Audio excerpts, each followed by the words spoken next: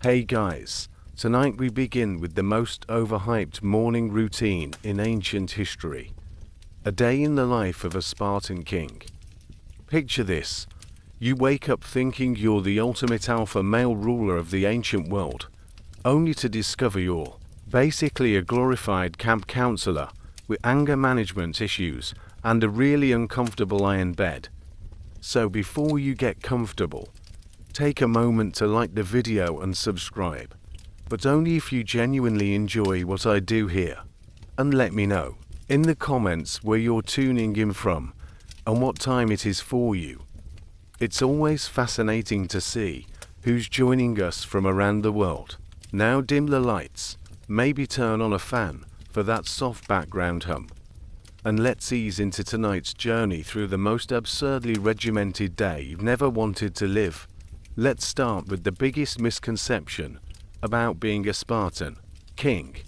Everyone assumes these guys were living like ancient Greek versions of absolute monarchs. Golden thrones, servants feeding them grapes, maybe a nice marble palace with indoor plumbing.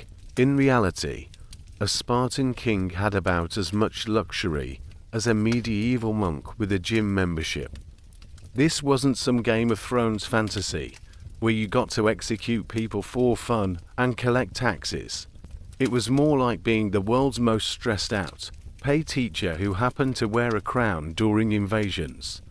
The dual kingship system meant you literally had to share power with another king. Imagine trying to run a country with your annoying co-worker who disagrees with everything you say. Should we invade Athens today? I don't know. What do you think? Cleombrotus.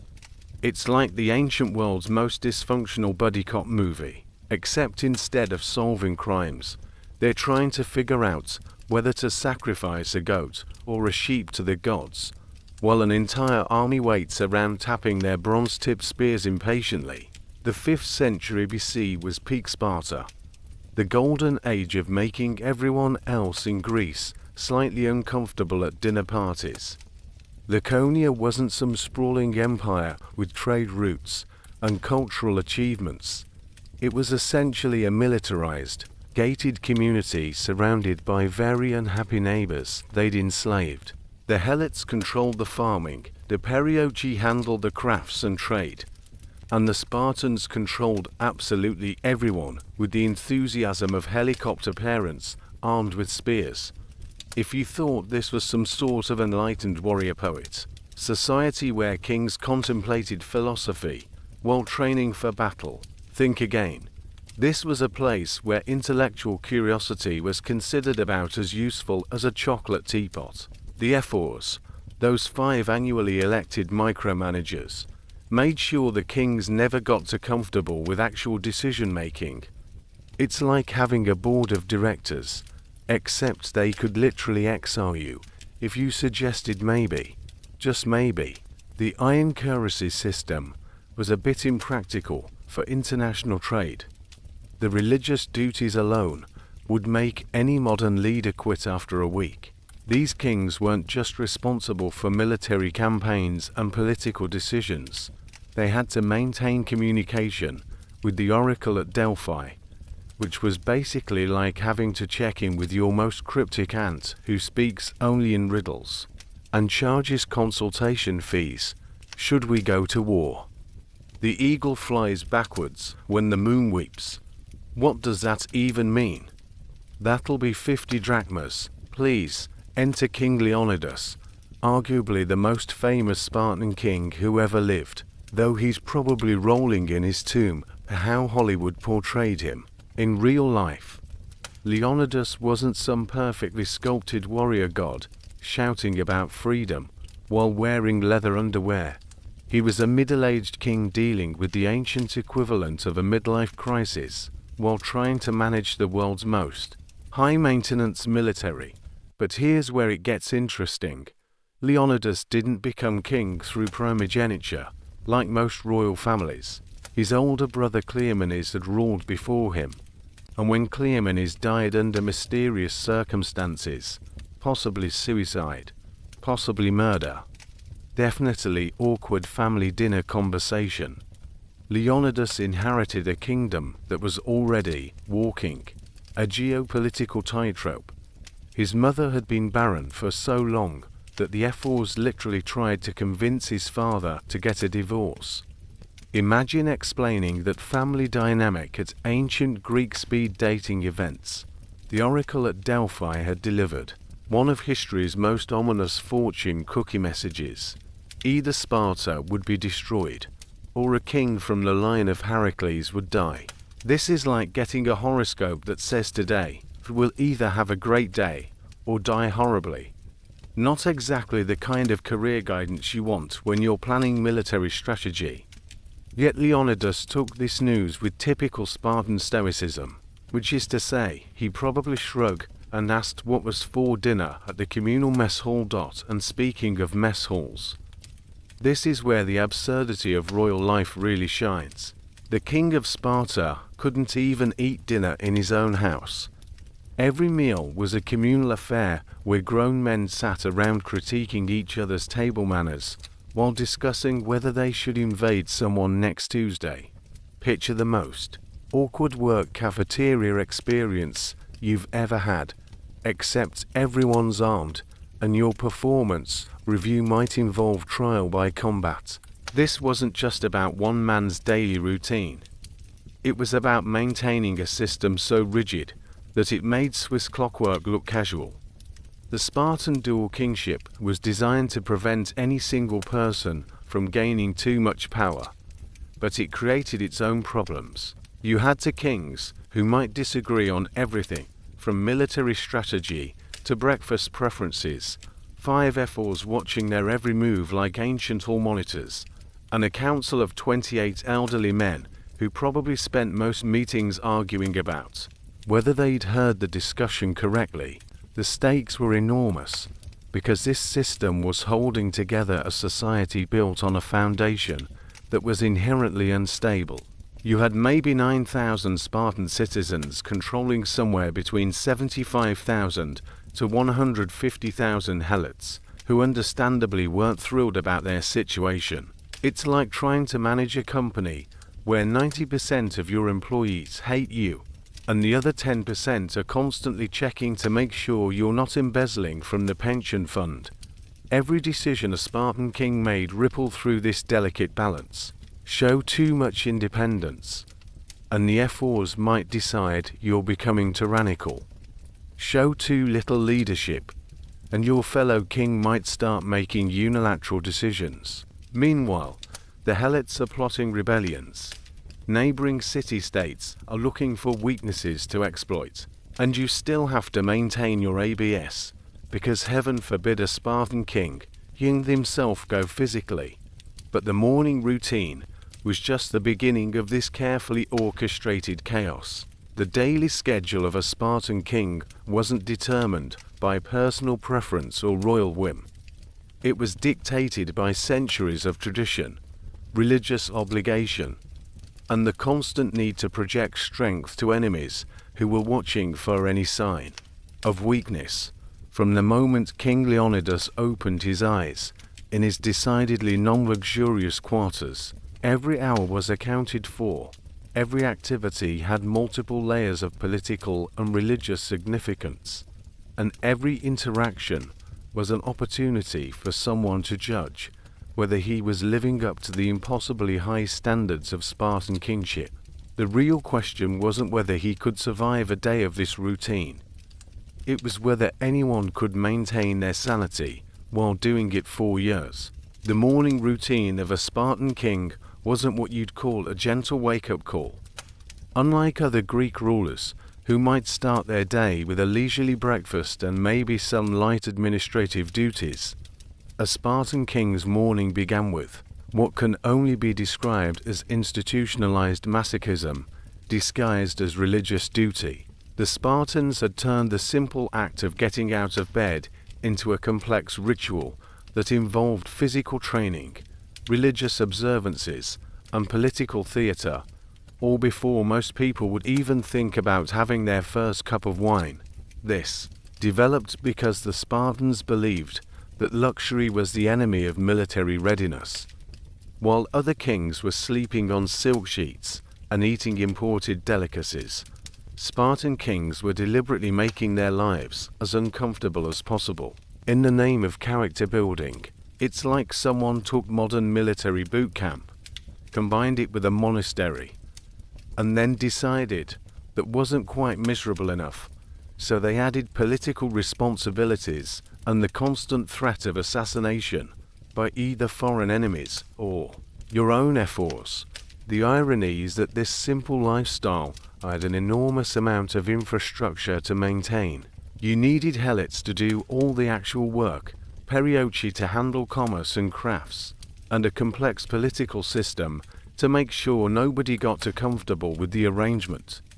It was like creating the world's most elaborate machine, just to ensure that the people at the top were enjoyed the benefits of being at the top. Take the morning bath, for instance. While kings in other city-states might enjoy hot water drawn by servants, Spartan kings were expected to bathe in cold water, not just occasionally, but every single day, year-round. This wasn't about hygiene. This was about proving you weren't going soft. Imagine starting every morning by voluntarily giving yourself hypothermia, while your advisors watched to make sure you weren't secretly enjoying it.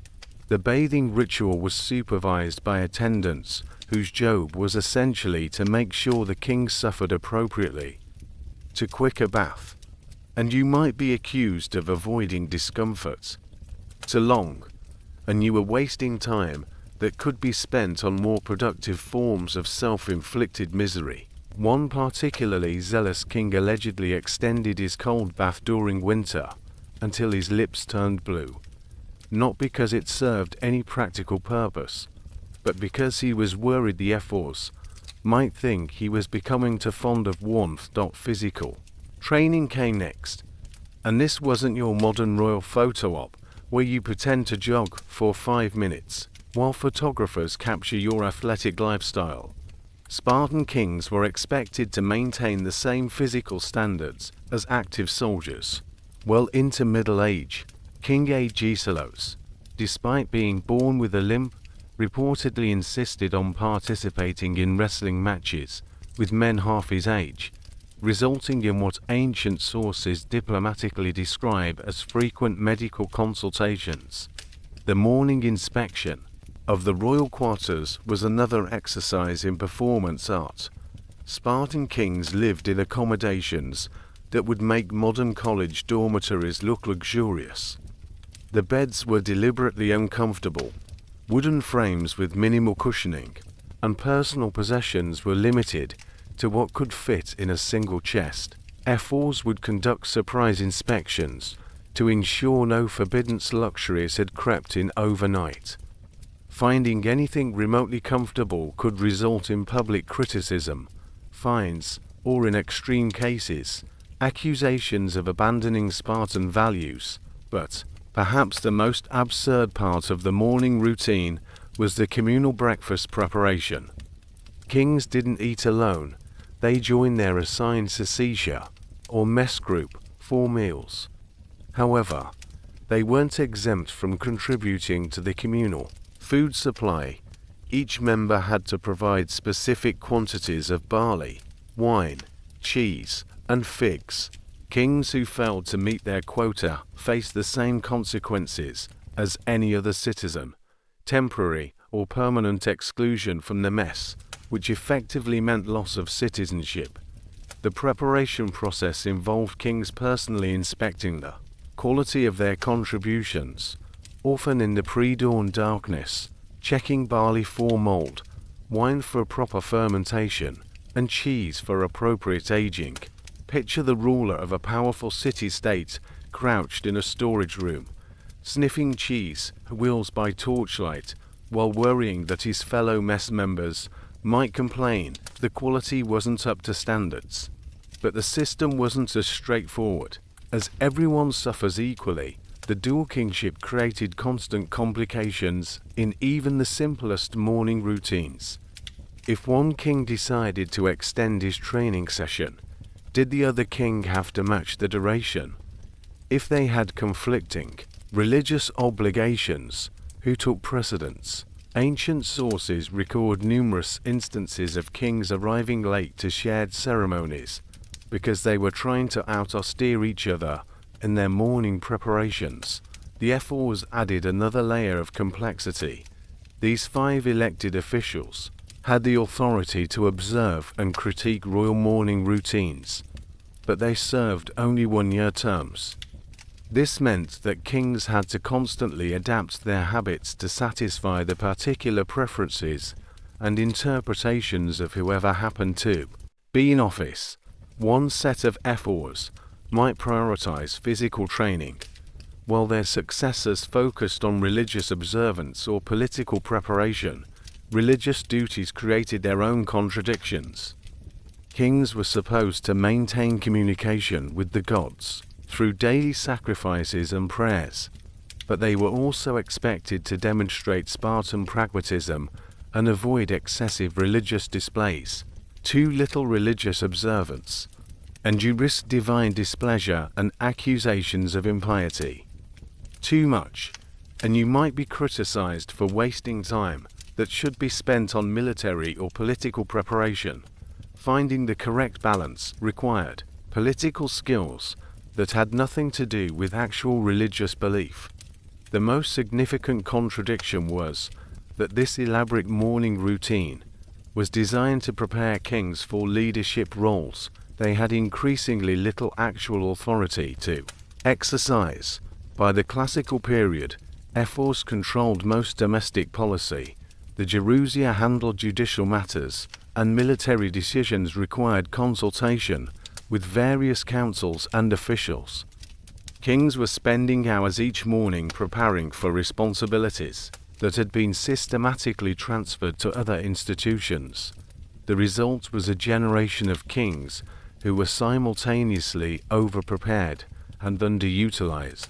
They maintained peak physical condition for battles they might not command, developed religious expertise for ceremonies that were increasingly ceremonial, and cultivated political skills for decisions they couldn't make unilaterally.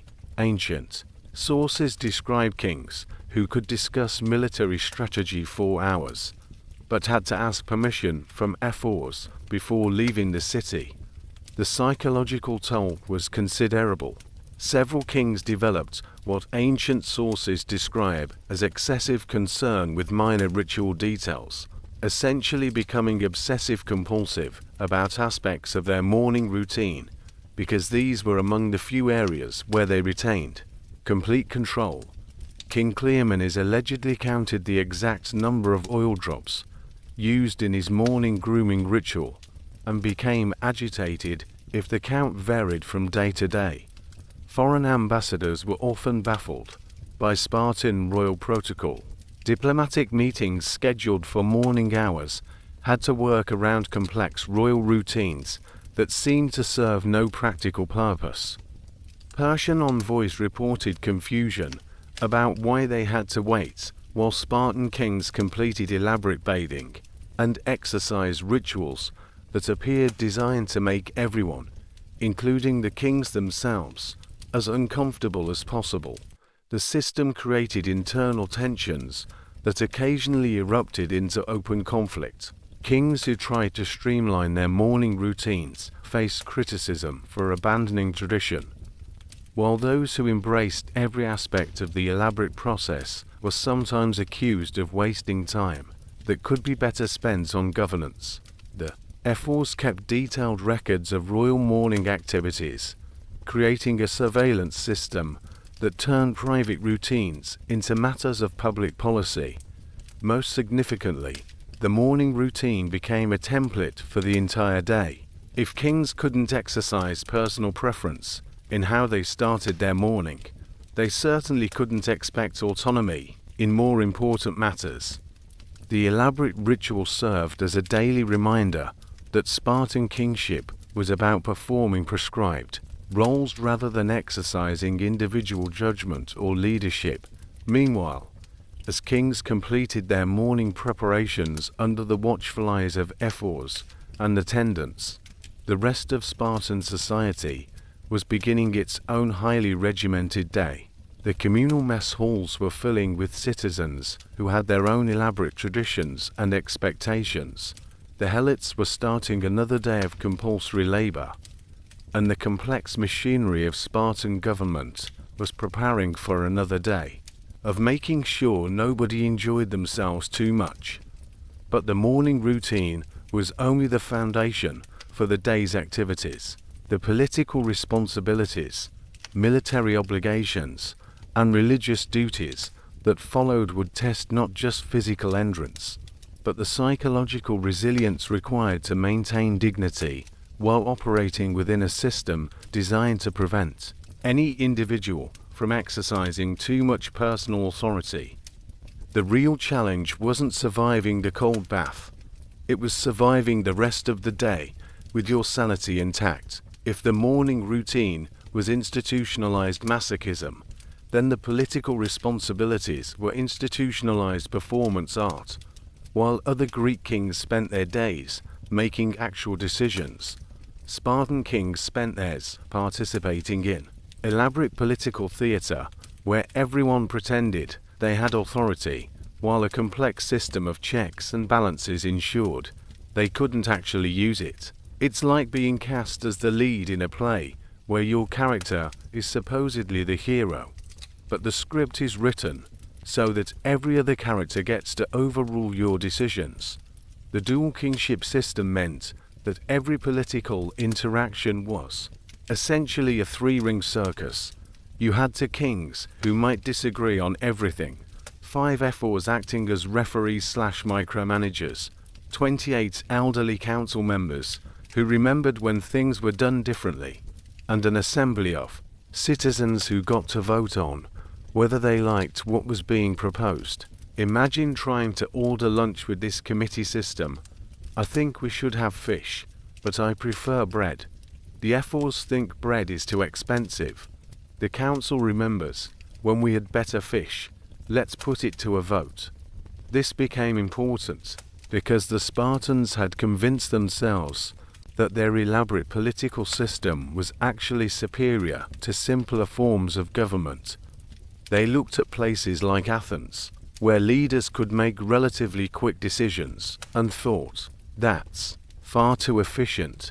What we need is a system where every decision requires multiple committees, extensive debate, and several opportunities for everything to go wrong. It was democracy by exhaustion. If you could survive the process of making a decision, the decision was probably correct, or at least everyone was too tired to argue about it anymore. Consider the famous incident during King Leonidas' reign, when the city needed to decide whether to help the Ionian Greeks against Persian expansion. The process began when Aristogoras, a Greek from Asia Minor, arrived in Sparta seeking military assistance. In any normal kingdom, this would have been a relatively straightforward diplomatic meeting. Hear the proposal, evaluate the strategic implications, make a decision. Instead, what followed was a masterpiece of bureaucratic absurdity. First, Aristogoras had to present his case to both kings simultaneously, but Cleomenes and his co-king Demaratus couldn't agree on whether they should even listen to the proposal. The ephors insisted on being present for the discussion, but they couldn't all attend at the same time due to their other responsibilities, so the meeting had to be scheduled around their availability. When the meeting finally occurred, Aristogoras began offering increasingly large bribes to convince the Spartans to help, instead of the kings making a decision. It was Cleomenes' 8-year-old daughter Gorgo who ended the meeting by telling her father to get rid of the visitor before he corrupted him. The fact that a child's political advice carried more weight than a formal diplomatic proposal tells you everything you need to know about how Spartan decision-making actually works. But the story gets better. After rejecting the Ionian proposal, the Spartans decided they should send a warning to King Cyrus of Persia. telling him to leave Greek cities alone. This decision required another round of meetings involving both kings, the ephors, and the council. The actual message had to be debated, revised, approved by committee, and then delivered by an embassy that had to be selected through yet another political process. The Persian response was essentially, "Who are you people, and why should I care about your opinions?" This created a crisis because the Spartans hadn't considered the possibility that their elaborate warning might be ignored. Now they had to decide whether to follow through on their threat, which would require declaring war, which would require going through the entire political process again. Meanwhile, during all these meetings and debates, both kings had to maintain their regular schedules of physical training, religious ceremonies, and communal dining. They were essentially running a part-time government while keeping up with full-time royal obligations. Ancient sources describe Cleomenes arriving at political meetings still sweating from wrestling practice and having to excuse himself from strategic discussions to perform sacrificial duties. The dual kingship created its own dramatic moments during one crucial debate about military policy. The two kings took opposite positions and spent an entire afternoon publicly arguing about strategy, while the ephors, council, and assembly watched like spectators at a tennis match. The decision was ultimately postponed because nobody could figure out whether a split decision between kings counted as no decision or required a tie-breaking vote from someone else. Even routine political business became complicated. Approving judicial decisions required coordination between kings who might be in different locations, performing different duties. Foreign ambassadors often had to schedule multiple meetings because they might get approval from one king to have the other king raise new objections. The Athenian ambassador reportedly complained that negotiating with Sparta was like trying to get a contract signed by a committee that met in different rooms and spoke different languages. This wasn't an isolated problem with Spartan politics. It was the inevitable result of a system designed by people who were more afraid of tyranny than they were concerned about efficiency. The pattern repeated itself in every area of governance. Elaborate procedures designed to prevent any individual from gaining too much power, which ended up preventing anyone from exercising enough power to solve problems effectively. The same dynamic appeared in military command, where kings could lead armies, but couldn't declare war without approval, could make tactical decisions, but had to consult with ephors about strategic objectives, and could command troops, but couldn't determine their own supply lines. It's like being promoted to general manager, but discovering that every decision requires approval from a board of directors who meet twice a week and can't agree on what day it is. Religious authority followed the same pattern. Kings were the chief priests of the state, but their religious decisions could be overruled by the ephors if they conflicted with political objectives, questioned by the council as they seemed too expensive, and challenged by the assembly if citizens thought they were inappropriate. Even something as simple as choosing which animals to sacrifice required navigating multiple layers of oversight and potential objection. This pattern existed because the Spartans had convinced themselves that good government required preventing anyone from making quick decisions. They looked at examples of tyranny in other city-states and concluded that the solution was to make governance so complicated that tyrants would give up in frustration. What they actually created was a system where legitimate leaders also gave up in frustration, leaving important decisions to be made by committees that specialized in avoiding responsibility. The effects were exactly what you'd expect from a system designed by people who prioritized process over results. Decisions took forever to make, were often compromises that satisfied nobody, and could be easily reversed if the political winds changed. Kings found themselves spending more time explaining their positions to various oversight bodies than actually implementing policies. Who benefited from this system? Primarily the ephors, who wielded significant power without the public visibility and responsibility that came with kingship. They could influence or veto royal decisions while maintaining plausible deniability if things went wrong. The council members enjoyed status and influence without having to make difficult choices, since they could always claim they were just providing advice. Who suffered? Pretty much everyone else. Kings were frustrated by their limited authority. Citizens had to live with the consequences of slow and inconsistent decision-making, and foreign allies found Sparta increasingly unreliable as a partner, because nobody could predict how long it would take to get a clear answer to any important question. The unintended consequences were significant. The elaborate political system that was supposed to prevent tyranny actually made Sparta more vulnerable to external threats, because they couldn't respond quickly to changing circumstances.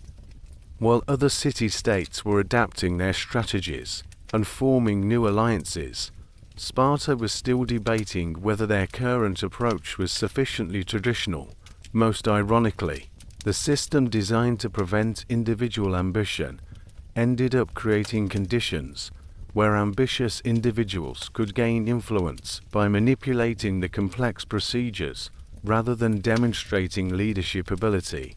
The ephors, who were best at playing political games, often had the most impact on policy, regardless of their actual qualifications for making strategic decisions. Yet even as kings struggled with the daily challenges of governing by committee, they still had to maintain their roles as military leaders and religious authorities. The afternoon brought a new set of obligations that required different skills and different types of performance. Where the morning had been about physical preparation and the midday about political theatre, the afternoon demanded that kings transform themselves into warrior priests who could lead religious ceremonies with the same intensity they brought to combat training. The transition wasn't always smooth. Moving from a frustrating political meeting where you couldn't get approval to build new fortifications directly into a religious ceremony where you had to project confidence and divine favor required psychological agility that wasn't part of any training program. But this was just another day in the life of a Spartan king, where every role required perfection and every transition had to appear seamless, regardless of how you actually felt about the morning's bureaucratic disasters. By afternoon, the political circus had reached its daily crescendo. But now came the moment when Spartan kings had to prove they weren't just bureaucratically frustrated mortals. They had to demonstrate their special relationship with the gods.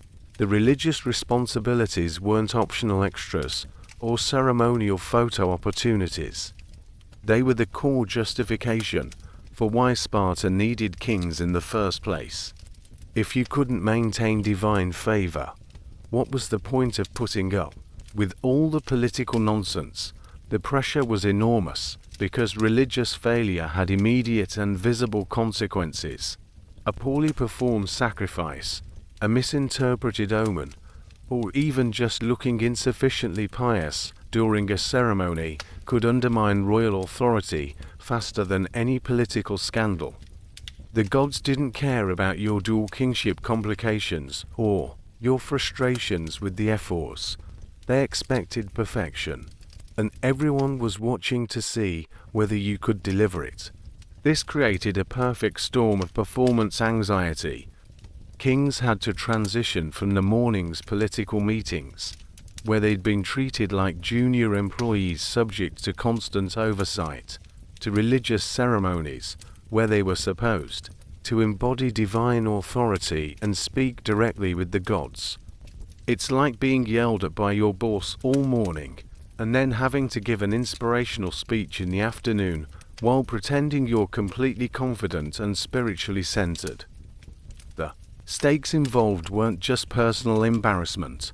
Religious duties affected military morale, political legitimacy, and public confidence in Spartan institutions. A king who couldn't maintain proper relationships with the gods was a liability to the entire state. And everyone knew it. The most dramatic example of this religious pressure occurred during King Leonidas' attempt to perform the crucial monthly sacrifice to Apollo. This wasn't just any ceremony. It was one of the most important religious obligations for Spartan kings, performed before the entire citizen assembly and designed to demonstrate divine approval for royal leadership. The trouble began before the ceremony even started. The ephors had spent the morning criticizing Cleomenes' recent political decisions, particularly his handling of a border dispute with neighboring Tegea. They'd made it clear that they considered his judgment questionable and his authority provisional. Now he had to perform a religious ceremony that required projecting absolute confidence in his divine mandate, while everyone present knew he'd just been publicly criticized by his own government. The sacrificial animals had to be perfect. No blemishes, proper age, correctly prepared according to ancient traditions. Cleomenes personally inspected each animal, looking for any defect that might be interpreted as a bad omen. The first bull appeared acceptable until someone noticed a small scar on its flank. Was this a natural mark or a disqualifying blemish? The ephors suggested postponing the ceremony until a replacement could be found.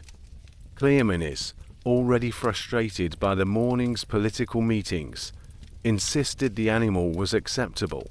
When the ceremony began, everything that could go wrong did go wrong. The sacred fire, which was supposed to burn steadily throughout the ritual, kept flickering in the wind. The wine libation spilled when Cleomenes poured it, creating what some observers interpreted as an ominous stain on the altar. The sacrificial knife, which had been properly sharpened and blessed, somehow developed a nick in the blade just as the crucial moment arrived.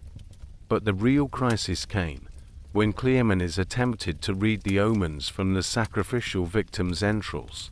This was the moment when kings were supposed to demonstrate their special ability to interpret divine messages. The liver appeared normal, the heart showed no obvious abnormalities, but the intestines had an unusual coloration that could be interpreted multiple ways. Cleomenes declared that the gods approved of Spartan policy and were pleased with the sacrifice. But one of the elderly priests, who served as an advisor during religious ceremonies, quietly disagreed. He thought the coloration indicated divine displeasure, possibly related to recent military decisions. This created an immediate crisis, because religious interpretation wasn't supposed to be a matter of opinion. Either the gods were pleased or they weren't. The disagreement became public when the priest asked for a second opinion from other religious authorities present at the ceremony. Now you had competing interpretations of the same divine message, with the king's authority directly challenged by religious experts who were supposedly there to support him. The citizen assembly, which had come to witness royal communion with the gods, instead got to watch a theological debate that made everyone question whether anyone actually knew what the gods wanted. Cleomenes tried to resolve the situation by ordering a second sacrifice with different animals, essentially asking the gods to clarify their previous message. This was unprecedented and potentially blasphemous. It suggested that either the gods had been unclear the first time, or that the king wasn't competent to interpret their communications. The ephors exchanged meaningful glances. Citizens began murmuring among themselves, and the other king, Demaratus, looked like he was trying to decide whether to support his colleague or distance himself from the disaster. The second sacrifice went even worse. The replacement bull refused to cooperate, required multiple attempts to position correctly, and when finally killed, produced entrails that were even more ambiguous than the first set. By this point, the ceremony had devolved into religious chaos, with multiple priests offering different interpretations, citizens openly expressing doubt about divine approval, and Cleomenes looking increasingly desperate to salvage what remained of his spiritual authority. The response was immediate and brutal. The ephors called an emergency meeting that evening to discuss whether the failed ceremonies indicated that Cleomenes had lost divine favor and should be temporarily relieved of religious duties. Citizens who had witnessed the debacle began speculating about what the gods were trying to communicate through such obvious signs of displeasure. Foreign ambassadors present at the ceremony reported back to their home cities that Spartan religious practices appeared to be in disarray. Political consequences followed quickly.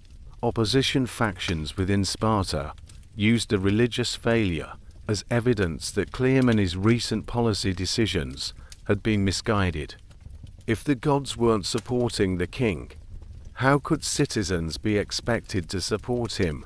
The failed sacrifice became a convenient excuse for challenging royal authority on entirely secular matters that had nothing to do with divine approval. Demaratus, the other king, found himself in an impossible position. Supporting his colleague meant associating himself with religious failure, but opposing him meant exploiting sacred ceremonies for political advantage. He chose a middle path, publicly expressing confidence in the gods, while privately suggesting that perhaps future religious duties should be more carefully prepared. The immediate consequences extended beyond politics. Military morale suffered because soldiers interpreted the failed sacrifice as an ominous sign for future campaigns. Trade negotiations with other city-states were postponed because partners didn't want to conclude agreements during a period of apparent divine displeasure. Even routine administrative decisions were delayed, while officials waited to see whether the religious crisis would affect royal authority. Most significantly, the incident established a precedent for religious performance anxiety that would plague subsequent ceremonies. Every future sacrifice carried the additional pressure of proving that the gods had forgiven previous failures. Kings found themselves over-preparing for religious duties, consulting with multiple advisors, and second-guessing every aspect of ceremonial procedure. The ironic outcome was that the elaborate religious system designed to demonstrate royal divine authority ended up creating more opportunities for that authority to be questioned.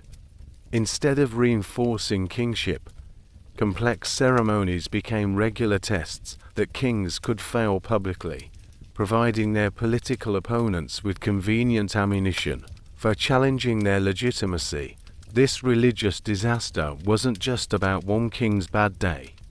It revealed fundamental contradictions in how Spartan society understood royal authority. Kings were supposed to be divinely chosen leaders with special relationships to the gods, but they operated within a political system that constantly questioned their judgment and limited their independence. How could someone maintain divine favor while being micromanaged by ephors and criticized by council members? The incident demonstrated that Spartan religious practices had become more about political theater than actual spiritual communication. The elaborate ceremonies were designed to reinforce social hierarchies and political legitimacy rather than facilitate genuine religious experience. When the performance failed, it exposed the gap between Spartan ideals about divine kingship and the reality of their bureaucratic monarchy. What it revealed about the system was that religious authority, like political power, had been distributed among so many competing institutions that nobody could exercise it effectively. Kings performed ceremonies, but couldn't control their interpretation. Priests provided advice, but couldn't make final decisions. Ephors supervised religious activities, but weren't qualified to evaluate their spiritual significance. Long-term effects included increased skepticism about royal religious authority and growing influence for religious advisors who could provide alternative interpretations of divine messages. The failed sacrifice became a template for how political opponents could use religious ceremonies to undermine royal legitimacy, creating a precedent that would be exploited for generations. Why historians still debate it comes down to the question of whether this was genuinely about religious belief or purely political manipulation. Did people really think the gods were displeased, or were they using religious concerns as socially acceptable ways to express political opposition? The answer probably varied from person to person, but the result was the same. Religious ceremonies became another battlefield in Sparta's ongoing struggle over who actually held power in their supposedly divine monarchy. The long-term institutional damage was severe and lasting. Future kings approached religious ceremonies with the kind of performance anxiety usually reserved for high school theatre auditions, except the stakes were political legitimacy rather than parental approval.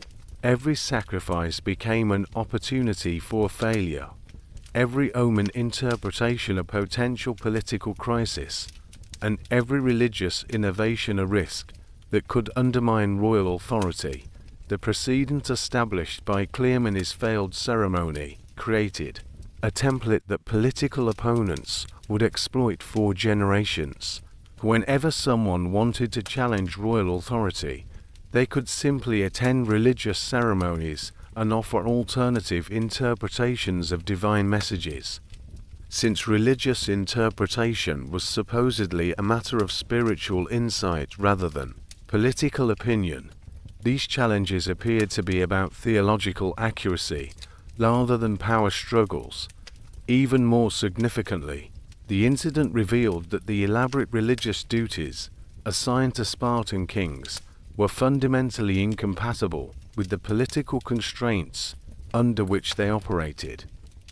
How could someone maintain authentic divine relationships while every aspect of their spiritual practice was subject to committee oversight? The gods, presumably, weren't interested in whether royal prayers had been properly approved by the ephors, but Spartan politics required such approval anyway. The psychological toll on subsequent kings was considerable and well documented in ancient sources. Several developed what can only be described as religious obsessive-compulsive behaviors, checking and rechecking every detail of ceremonial procedure to avoid the kind of public failure that had befallen Cleomenes. Others became so paralyzed by the fear of misinterpreting divine messages that they avoided making any religious pronouncements at all, effectively abandoning one of their primary royal responsibilities. The ultimate irony was that a system designed to ensure proper religious observance actually made genuine religious experience nearly impossible. Kings became so focused on following correct procedures and avoiding political criticism that they lost sight of whatever spiritual purposes the ceremonies were supposed to serve. The elaborate religious duties became just another form of bureaucratic performance, as artificial and politically motivated as the morning routines and political meetings that consumed the rest of royal daily life. Around the central drama of royal daily life, a colourful cast of supporting characters played crucial roles in making sure that being a Spartan king was as complicated and frustrating as humanly possible. These weren't just background figures, they were active participants in the elaborate theatre of Spartan governance, each with their own agendas, personalities, and capacity for making simple decisions absolutely impossible. The ephors were perhaps the most important supporting characters, and they approached their job with the enthusiasm of hall monitors who'd been given nuclear weapons.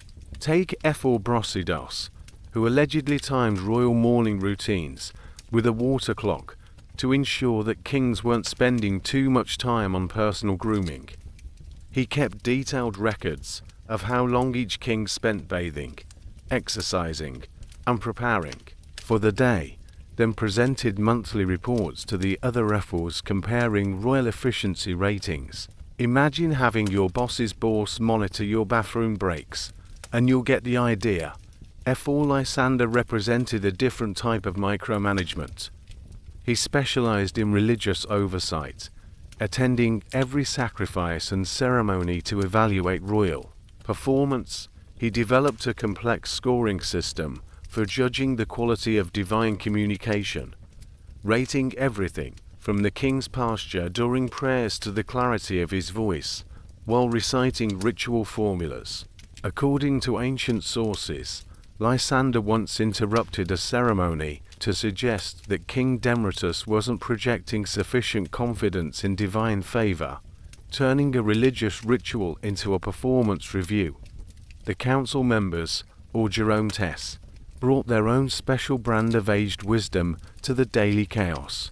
Gianti Alcibiades, who served for over 30 years, had the delightful habit of comparing every current decision to how things were done decades earlier. When I was young, kings knew how to sacrifice properly.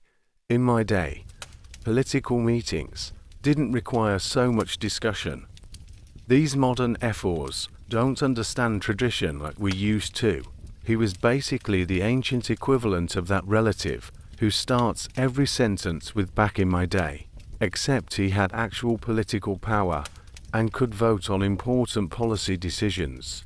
Gianti Pausanias took a different approach, positioning himself as the voice of practical wisdom. He had opinions about everything and wasn't shy about sharing them. During one memorable political meeting, he offered detailed advice about military strategy, agricultural policy, religious procedure, and diplomatic protocol, concluding with the helpful observation that being king seemed much easier when he was younger. The fact that he'd never actually been king didn't seem to affect his confidence in providing royal guidance. The religious advisors added their own layer of complexity to daily royal life. Chief priest Theron served as the official interpreter of omens and divine messages, but he had the unfortunate habit of changing his interpretations based on political developments. An omen that indicated divine approval when relations with the ephors were good might suddenly suggest divine concern. If political tensions arose, his religious insights seemed remarkably sensitive to the prevailing political winds, leading to suspicions that his spiritual authority was more flexible than traditionally expected from divine communication. These weren't isolated incidents involving independent actors. They were interconnected webs of relationships that turned every royal decision into a complex social and political calculation. The ephors consulted with council members who influenced religious advisors who reported back to the ephors, creating feedback loops that could amplify minor disagreements into major political crises. Consider the Great Barley Controversy that emerged during King Cleomenes' reign. The issue began when ephor Brasidas noticed that the royal contribution to the communal mess included barley that appeared slightly different in color from previous deliveries. He consulted with Gianti Alcibiades, who recalled that traditional Spartan barley was supposed to be a specific shade of golden brown. This led to an investigation involving multiple council members, several religious advisors, and both kings. The investigation revealed that the barley supplier had changed growing locations due to soil quality issues. What should have been a simple Agricultural adjustment became a complex political and religious question. Did changing barley sources violate traditional practices? Did the color difference indicate divine displeasure? Should the kings be held responsible for not noticing the change earlier? The network of relationships meant that everyone had to take a position. Ephors couldn't appear indifferent to potential violations of tradition. Council members couldn't seem uninterested in maintaining proper standards. Religious advisors had to determine whether the barley change had spiritual significance. The kings found themselves defending their grocery shopping choices in formal political meetings. The resolution required weeks of discussion, consultations with agricultural experts, examination of historical records about traditional barley, specifications, and religious ceremonies to determine divine preferences regarding grain color. The final decision was that the new barley was acceptable but required special prayers to ensure divine approval. This meant that every meal involving the controversial barley had to include additional religious observances, turning dinner into a theological statement. But the barley controversy created lasting political alliances and resentments. Ephors and council members who had supported different positions remembered who had backed which interpretation. Religious advisors who had offered conflicting spiritual guidance found their future credibility affected by the outcome. The kings learned that even the most mundane aspects of daily life could become political battlegrounds if enough people decided to make them important. Similar networks operated around military decisions, diplomatic protocols, and religious ceremonies. The same cast of characters appeared in different combinations, depending on the issue. But the pattern remained consistent. Every decision required navigating multiple relationships, satisfying competing interests, and managing personalities, who all believed their input was essential for proper governance. One unintended consequence was that actual expertise became less important than political skill. People who understood agriculture, military strategy, or religious tradition could be overruled by those who better understood the complex interpersonal dynamics of Spartan governance. The system rewarded those who could manage relationships rather than those who could solve problems. To understand why these elaborate interpersonal dramas were considered normal, you have to understand the broader cultural context of Spartan daily life. This was a society that had convinced itself that suffering and complication were virtues, that easy solutions were inherently suspicious, and that anything enjoyable was probably morally corrupting. Daily life for ordinary Spartans was similarly regimented and socially monitored. Citizens ate communal meals where their table manners and conversation topics were subject to group evaluation. Physical fitness was constantly assessed through public exercise and competition. Even private conversations were influenced by the knowledge that social standing depended on maintaining community approval. The Spartans believed that this constant social monitoring prevented moral decay and maintained the discipline that made their military effective. What they actually created was a society of people who became expert at performing virtue rather than practicing it. Everyone learned to say the right things, follow the correct procedures, and avoid actions that might be criticized, regardless of whether these behaviors actually achieved any useful purposes. Normal social interactions required navigating similar networks of relationships and competing interests. Choosing friends, marriage partners, business associates, or even casual conversation topics involved considering how these choices would be perceived by various social groups and authority figures. Privacy was limited, personal preferences were discouraged, and individual initiative was viewed with suspicion. This cultural context explains why the royal court operated like an extended family, argument that never ended. The same social dynamics that governed ordinary citizen interactions were amplified and formalized in royal governance. The kings weren't unique victims of bureaucratic complexity. They were just the most visible examples of how Spartan society treated anyone who tried to exercise leadership, make independent decisions.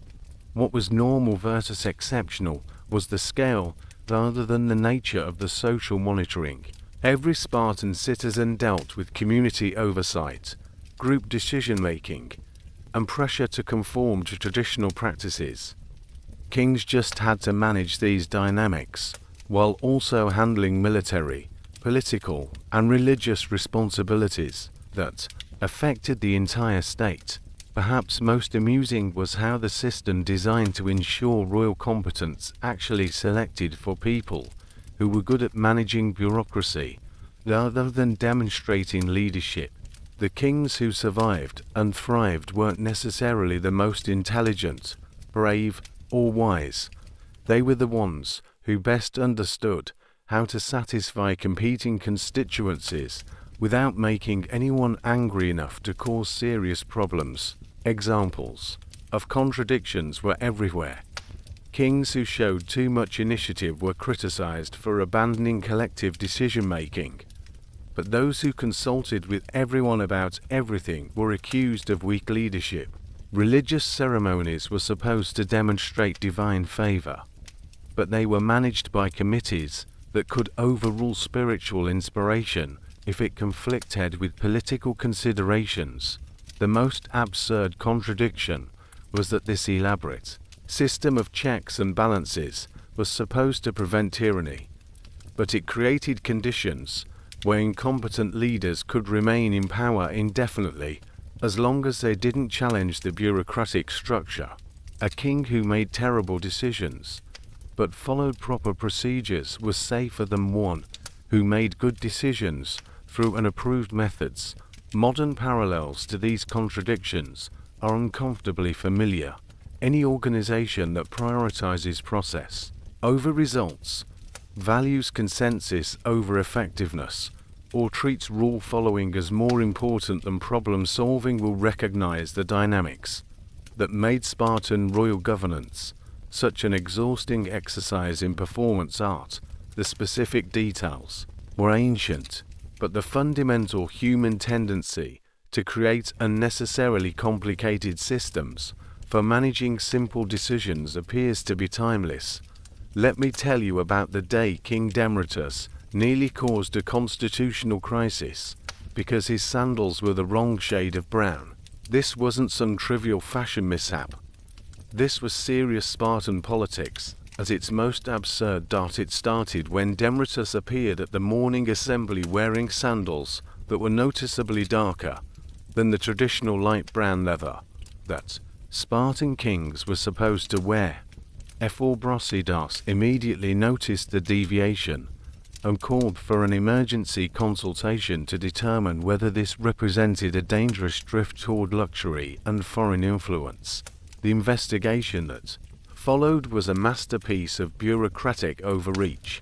A special committee was formed to examine the sandals, determine their origin, evaluate their appropriateness for royal wear, and assess the political implications of the color choice. Witnesses were called to testify about the exact shade of leather traditionally worn by previous kings. Religious advisors were consulted about whether darker sandals might offend the gods, who supposedly cared about royal footwear. The committee discovered that the sandals had been made by a craftsman who had recently moved to Sparta from Athens. This immediately raised suspicions about foreign influence and cultural contamination. Were these Athenian sandals?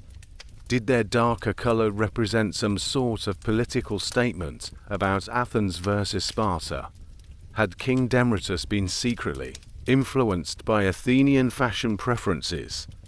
The hearings extended over 3 days, while the king's footwear choices were subjected to the kind of analysis usually reserved for major policy decisions. Expert witnesses testified about traditional leather working techniques, historical precedents for royal sandal colors, and the symbolic significance of footwear in Spartan culture. The religious implications were debated extensively. Did darker sandals suggest insufficient respect for traditional values? The resolution was vintage Spartan bureaucracy. Demaratus could keep the sandals, but had to issue a formal statement explaining that the color choice was accidental rather than intentional, promised to consult with appropriate authorities before making future footwear purchases, and agreed to have all his sandals inspected by a designated committee before wearing them in public. The real kicker was that during the 3 days of sandal hearings, a Persian scouting party had been spotted near the Spartan border, but the military response was delayed because key officials were tied up in meetings about royal footwear. The Persians came and went, while Sparta debated shoe leather. Then there was the infamous case of the sacrificial goat that allegedly winked at King Leonidas during a religious ceremony. This incident perfectly captured the paranoid atmosphere that surrounded every aspect of royal religious duties. The trouble began during a routine sacrifice to Artemis, when Cleomenes was performing the traditional prayers before killing the designated goat. As he raised the ceremonial knife, several witnesses claimed they saw the goat wink at the king. This created immediate theological panic, because winking goats were not covered in any traditional religious texts. Was this a sign of divine approval, divine disapproval, divine humor, a completely natural goat behavior that had been misinterpreted? The religious advisors had no idea, but they were certain that something significant had happened, and that the proper interpretation was crucial for Sparta's spiritual welfare. Chief priest Theron immediately called for a consultation with all available religious experts. The ceremony was suspended while scholars debated the theological implications of goat winking. Messages were sent to other city-states asking whether they had any experience with similar incidents. The oracle at Delphi was consulted, though her response was characteristically unhelpful. The beast that closes one eye opens another's understanding. Meanwhile, the goat in question was placed under protective custody while its behavior was studied for additional signs of divine communication. Observers were assigned to monitor the goat around the clock, documenting its eating habits, sleeping patterns, and any unusual behaviors that might provide clues about divine intentions. The investigation expanded when ephors Lysander suggested that the goat's behavior might be connected to King Cleomenes' recent political decisions. Had the gods chosen this particular moment to express opinions about royal policy? Were they approving of the king's recent military appointments or warning against them? This led to a comprehensive review of all royal decisions made in the previous month, correlated with observations of the goat's behavior patterns. Committee members spent days analyzing whether the goat seemed more active for certain types of royal announcements, whether its eating patterns correlated with political developments, and whether its interactions with other animals reflected divine commentary on Spartan governance. The situation became even more complicated when the goat died of natural causes while still under investigation. This created a new theological crisis. Had the gods recalled their messenger after delivering the winking message? Was the death itself another divine communication? Should the dead goat be examined for additional signs? The final resolution required another round of sacrifices to determine divine intentions, extensive consultations with religious experts from allied city-states, and the formal ruling that goat winking would be considered spiritually neutral unless accompanied by other clear signs of divine communication. King Cleomenes was cleared of any wrongdoing, but had to undergo purification rituals just in case. The entire incident consumed 2 weeks of governmental attention and established new protocols for handling unusual animal behavior during religious ceremonies. A special manual was created detailing appropriate responses to various forms of unexpected animal communication, including winking, head nodding, unusual vocalizations, and premature death. One of the most embarrassing incidents in Spartan royal history occurred when King Aegeus accidentally started a food fight during a formal dinner at his Caesarea. This wasn't just any food fight. It was a carefully documented diplomatic disaster that required formal apologies to 3 allied city-states. The trouble began when Aegeus was hosting a delegation from Corinth at his mess hall. The dinner was supposed to demonstrate Spartan hospitality and military discipline to potential allies who were considering joining an anti-Persian coalition. Instead, it turned into a demonstration of how Spartan governmental obsessions could transform any situation into bureaucratic chaos. The incident started innocently enough when Aegeus reached for a piece of bread and accidentally knocked over a bowl of olive oil, which spilled onto the guest seated next to him, a prominent Corinthian general. The general laughed off the accident, but ephor Pausanias, who was observing the dinner to ensure proper diplomatic protocol, immediately intervened. Pausanias declared that the spill constituted a breach of hospitality that required formal acknowledgement and ceremonial cleaning procedures. He insisted that the dinner be paused while appropriate apology rituals were performed, and the affected guest was properly cleaned according to traditional procedures. King Aegeus tried to defuse the situation by simply apologizing and offering his napkin to the Corinthian general, but this created additional protocol problems. Royal napkins weren't supposed to be used by foreign guests without proper ceremonial blessing. The religious advisor present at the dinner insisted that foreign contact with royal textiles required purification procedures, while officials debated appropriate responses to the olive oil incident. Other guests continued eating. This created the awkward situation where some people were following emergency protocol procedures while others were trying to continue a normal diplomatic dinner. The breaking point came when the Corinthian general, increasingly frustrated by the elaborate responses to a simple accident, commented that Athenian dinners were much more relaxed and enjoyable. This insulting comparison to Athens triggered defensive responses from several Spartan citizens present at the dinner. Someone threw a piece of bread at the Corinthian general. Someone else threw olives in response. Within minutes, the formal diplomatic dinner had devolved into a full-scale food fight involving visiting dignitaries, Spartan officials, and assorted observers who had been present to ensure proper protocol compliance. King Aegeus found himself in the surreal position of trying to restore order to a food fight while following proper royal procedures for crisis management. He couldn't simply shout for everyone to stop, because that would be undignified behavior inappropriate for royal conduct. He couldn't physically intervene, because that might involve inappropriate contact with foreign guests. The fight finally ended when everyone ran out of throwable food, leaving the mess hall looking like a disaster zone and the diplomatic mission in ruins. The Corinthian delegation left the next morning without signing any alliance agreements, reporting back to their city-state that Spartan hospitality was unusual and their governmental procedures were unnecessarily complex.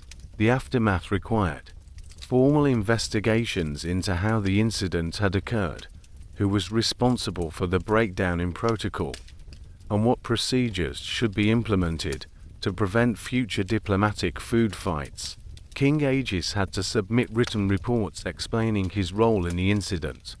undergo additional training in dinner party management, and agree to have all future diplomatic meals supervised by additional protocol officers. The incident became legendary throughout Greece as an example of how Spartan obsession with proper procedures could turn minor accidents into major diplomatic disasters. Other city-states began including no food fights clauses in their diplomatic agreements with Sparta. Just to be safe, perhaps the most ridiculous royal crisis occurred when King Leonidas temporarily misplaced his ceremonial spear and accidentally triggered a military alert that lasted for 6 hours.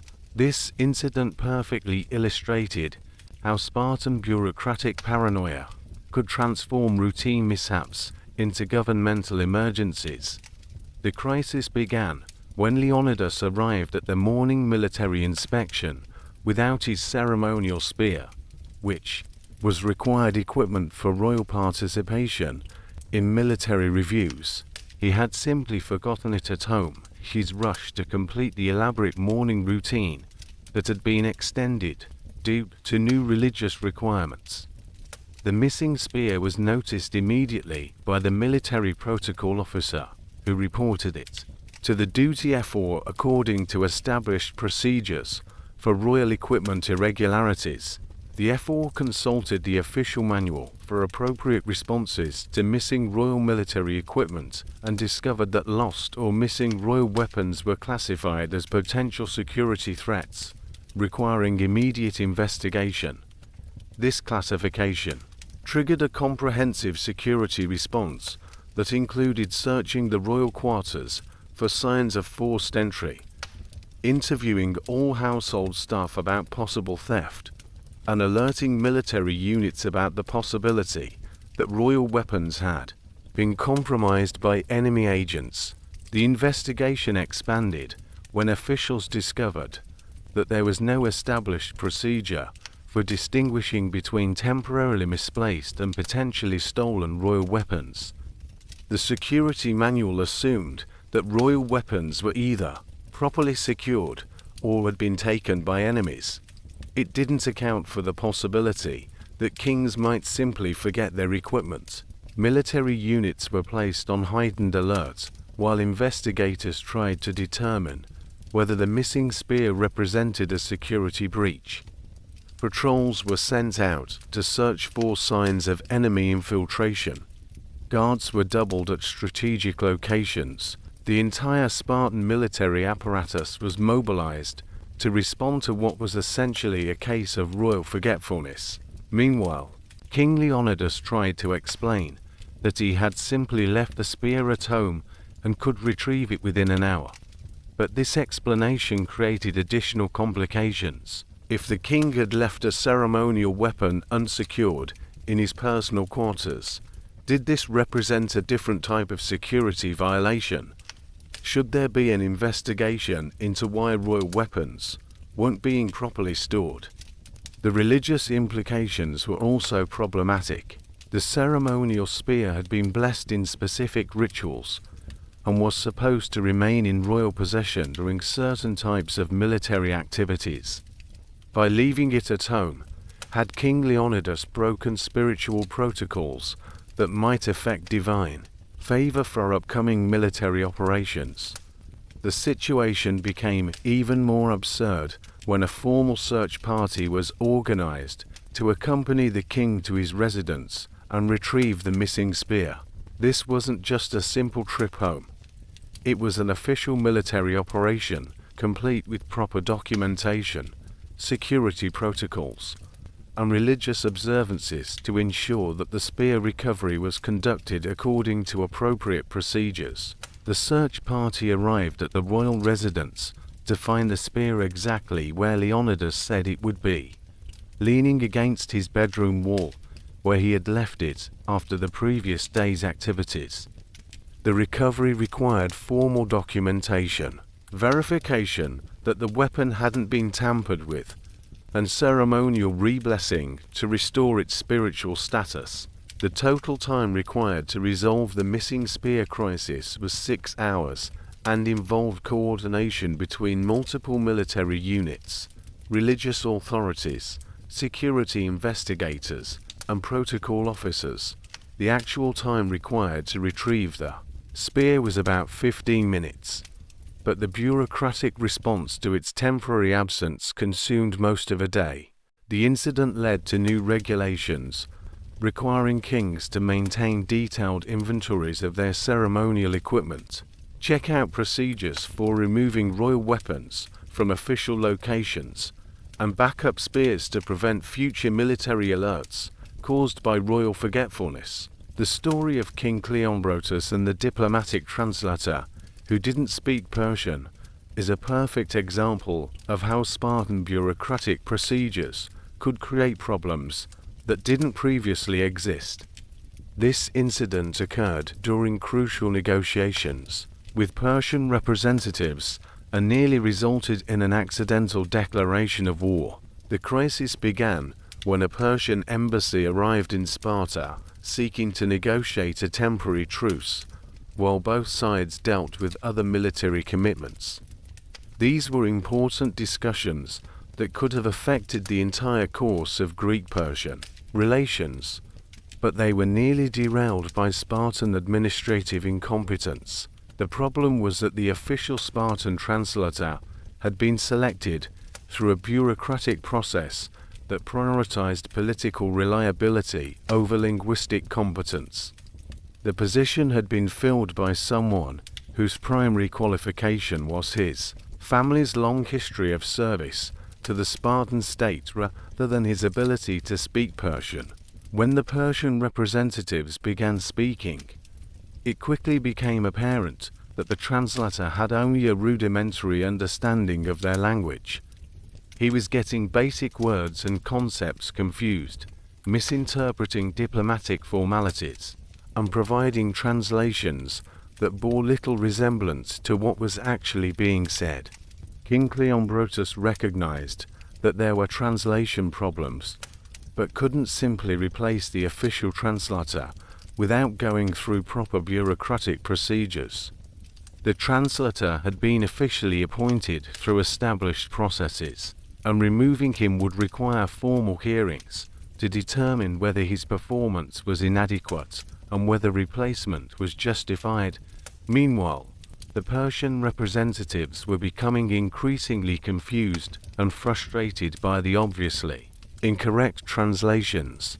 They were trying to discuss specific terms for a temporary truce, but the responses they were getting suggested that the Spartans were either completely misunderstanding the proposals or deliberately providing nonsensical counteroffers. The situation deteriorated when the translator mistranslated a Persian reference to temporary cessation of hostilities as permanent surrender of all territories. This made the Persian representatives think that Sparta was demanding complete capitulation rather than negotiating a limited truce. The Persian embassy leader responded with what was intended as a polite explanation of why complete surrender was not acceptable. The translator interpreted this as a declaration that Persia would never accept any peace terms under any circumstances, and reported to King Leonidas that the Persians had rejected all possibility of negotiation. This mistranslation nearly triggered an immediate military response, since Spartan protocol required treating explicit rejections of peace negotiations as hostile acts requiring defensive preparations. Military units were alerted for possible Persian attacks, while the diplomatic delegation was still sitting in the meeting room trying to figure out why their peace overtures had been interpreted as threats. The crisis was finally resolved when one of the Persian representatives, who spoke some Greek, realized what was happening and began communicating directly with King Leonidas. This bypassed the official translator entirely, but created new protocol problems, because diplomatic communications were supposed to go through designated channels. The resolution required extensive explanations to both sides about what had actually been said versus what had been translated. formal apologies for the translation errors, and new discussions about the original truce proposals. The negotiations that should have taken a few hours extended over several days, while officials sorted out the miscommunication. The aftermath included formal investigations into how the translator had been selected, new requirements for linguistic competency testing of diplomatic personnel, and backup procedures for situations where official translators proved inadequate. The incident became a cautionary tale about prioritizing political considerations over practical qualifications and important appointments. Finally, let me tell you about the day King Leonidas accidentally wore his cloak backwards to a military ceremony and triggered a debate about the spiritual significance of reversed royal garments that lasted for 3 weeks. The incident occurred during an important ceremony honoring veterans of recent military campaigns. King Leonidas had dressed quickly due to scheduling pressures from his elaborate morning routine and didn't notice that his ceremonial cloak was backwards until he was already standing before the assembled crowd.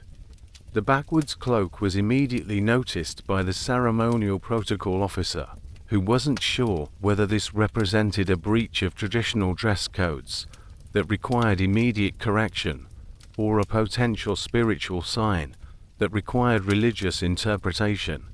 Chief Priest Theron was consulted about the religious implications of reversed royal garments. Ancient texts were searched for references to backwards clothing and its potential spiritual significance. Scholars debated whether the reversal might be a divine message about the need to reverse recent policy decisions or a warning about upcoming military challenges. The debate expanded to include questions about whether the ceremony could continue with the king wearing a backwards cloak, whether stopping to correct the garment would be more disruptive than continuing with the irregularity, and whether the assembled veterans might interpret either choice as disrespectful to their service.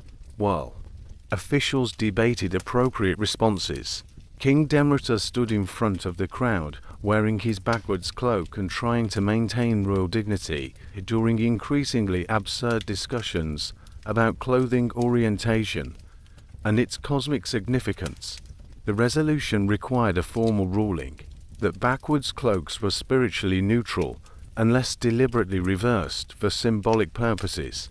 New procedures for royal wardrobe inspection before public ceremonies, and additional training for royal dressing assistants to prevent future garment orientation errors. These stories, ridiculous as they seem, represent the daily reality of Spartan royal life, a constant series of minor incidents transformed into major bureaucratic crises by a governmental system that had lost all sense of proportion. Every aspect of royal behavior was subject to official scrutiny, procedural oversight, and elaborate responses that often created more problems than they solved. The kings who endured these daily absurdities weren't uniquely incompetent or particularly prone to mishaps. They were normal people trying to function within an abnormal system that treated every deviation from established procedures as a potential constitutional crisis. The real tragedy wasn't that these incidents occurred, but that a supposedly sophisticated governmental system had become so divorced from practical reality that it could turn sandal colors and backwards cloaks into matters of state importance. Everything changed when actual military threats forced the Spartan political system to confront the gap between their elaborate governmental procedures and the need for quick, decisive action. The Persian invasion of 480 BC wasn't interested in waiting for committee meetings, religious consultations, or debates about proper barley colors. When Xerxes crossed into Greece with what historians estimate was anywhere from 100,000 to over 1 million soldiers, the Spartans suddenly discovered that their carefully designed system of checks and balances was spectacularly unsuited for dealing with existential threats. The crisis began when Greek ambassadors arrived seeking Spartan leadership for a coalition against the Persian invasion. In normal circumstances, this request would have triggered the full bureaucratic process, discussions between both kings, consultations with the ephors, debates in the council, religious ceremonies to determine divine preferences, and probably several committees to evaluate different strategic options. The problem was that the Persians weren't going to pause their invasion while Sparta worked through their decision-making procedures. King Leonidas found himself in the unprecedented situation of needing to act like an actual monarch, making quick decisions, assuming personal responsibility, and leading without constant oversight from various political bodies. This wasn't just a tactical adjustment, it was a fundamental shift in how royal authority operated. For the first time in generations, being king meant exercising real power rather than performing elaborate rituals, while committees made the actual decisions. The shift was dramatic because it exposed how much the elaborate political system had weakened royal effectiveness.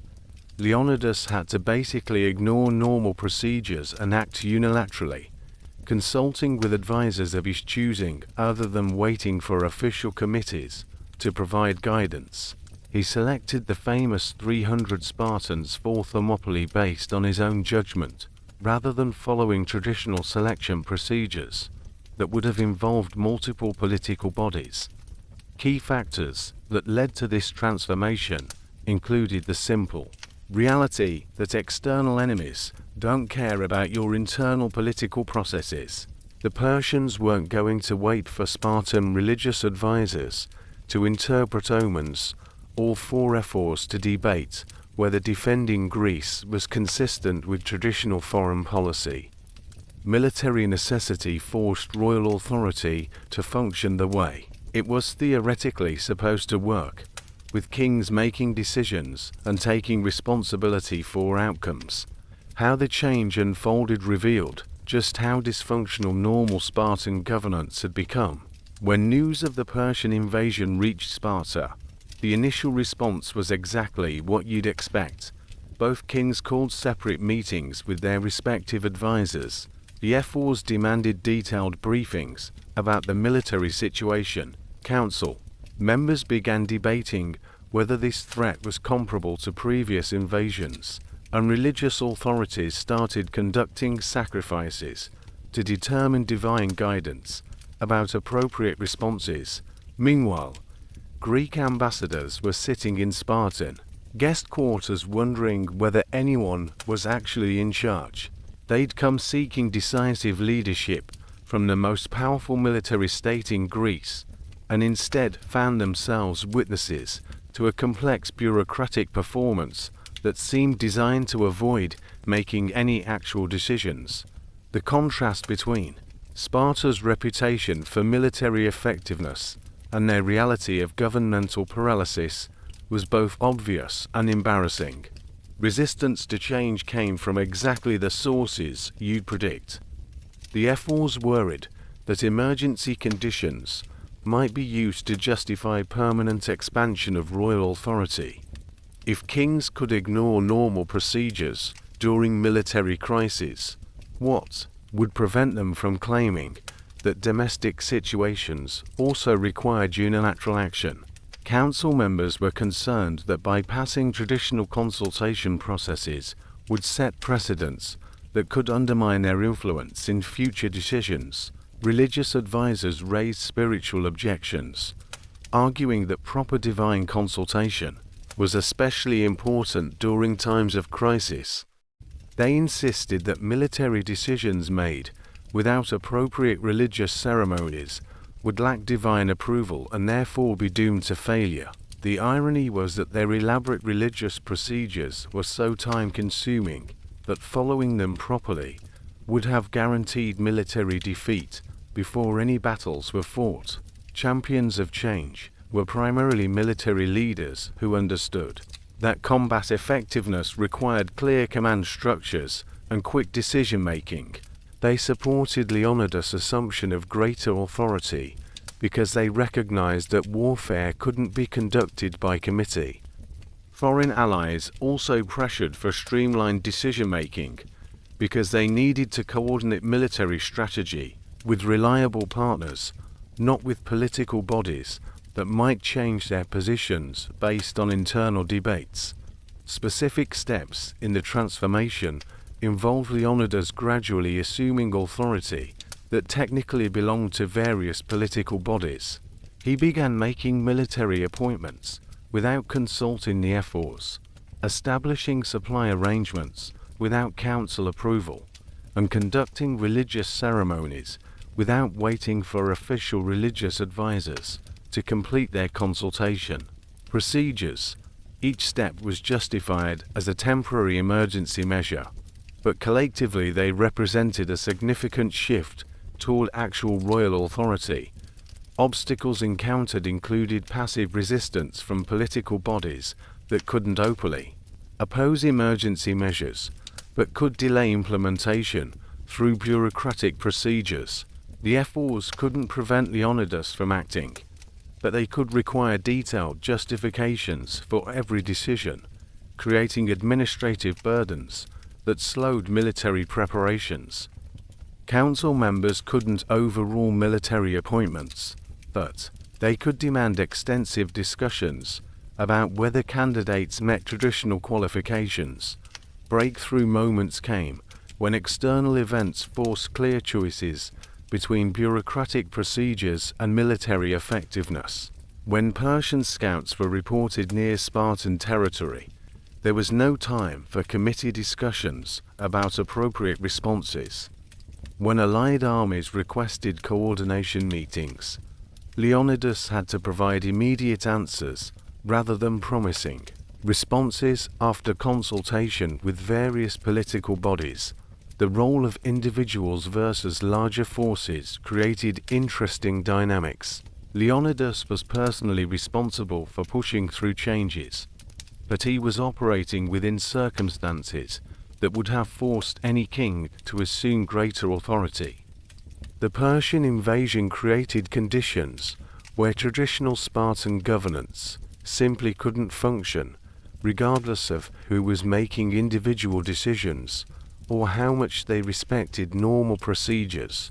The new system that emerged was essentially what Spartan kingship was supposed to have been all along: kings making decisions, assuming responsibility, and leading through personal authority rather than bureaucratic consensus. For the first time in decades, royal commands were followed immediately rather than subjected to committee review. Military preparations proceeded according to strategic necessity rather than political convenience. How things were different became apparent in every aspect of royal daily life. Morning routines were determined by military requirements rather than traditional ceremonies. Political meetings focused on practical logistics rather than theoretical debates about proper procedures. Religious observances were streamlined to serve strategic purposes rather than satisfying various oversight bodies. The kings could actually function as leaders, making quick decisions based on their judgment and experience rather than waiting for approval from multiple political bodies. They appointed advisors based on competence rather than political acceptability, allocated resources according to military priorities rather than traditional distributions, and communicated directly with foreign allies rather than filtering everything through bureaucratic intermediaries. Who won and who lost from this transformation was clear. Military effectiveness improved dramatically because command structures finally functioned the way they were designed to work. Foreign allies gained confidence in Spartan reliability because they could get definitive answers to strategic questions. The kings recovered actual authority that had been gradually transferred to various oversight bodies over previous decades. who lost were the various political bodies that had accumulated power by inserting themselves into royal decision-making processes. The ephors found their oversight role reduced to providing advice rather than approval. Council members discovered that their extensive discussions were being bypassed by kings who needed to act quickly. Religious advisors learned that their elaborate consultation procedures were being condensed into brief ceremonies that served military schedules rather than spiritual completeness. New rules and norms included royal authority to make unilateral decisions during military emergencies, direct communication between kings and military commanders without political intermediaries, and streamlined religious procedures that provided divine guidance without extensive bureaucratic processes. Kings could now actually command, rather than just coordinate between competing political interests. What stayed the same versus what changed dramatically revealed the artificial nature of many traditional limitations on royal authority. The basic structure of government remained: dual kingship, ephors, council, assembly, but the actual operation changed fundamentally. Kings retained the same theoretical responsibilities, but recovered practical power to fulfill them effectively. Was this change positive? From a military effectiveness standpoint, absolutely. The streamlined decision-making process allowed Sparta to respond appropriately to the Persian threat and coordinate effectively with Greek allies. Royal authority functioned the way it was theoretically designed to work, with kings providing leadership rather than serving as ceremonial figureheads for bureaucratic processes. Different perspectives emerged based on priorities and interests. Military leaders and foreign allies viewed the changes as long overdue corrections to a dysfunctional system. Political bodies saw them as dangerous precedents that undermined traditional safeguards against royal tyranny. Citizens appreciated more effective governance, but worried about the long-term implications of reduced oversight. Short-term effects were undeniably positive: better military coordination, clearer command structures, faster decision-making, and improved relationships with allies. The famous stand at Thermopylae was possible precisely because Leonidas could act with royal authority rather than bureaucratic permission. Long-term effects were more complicated. The emergency measures that improved military effectiveness also created precedents for bypassing normal political processes.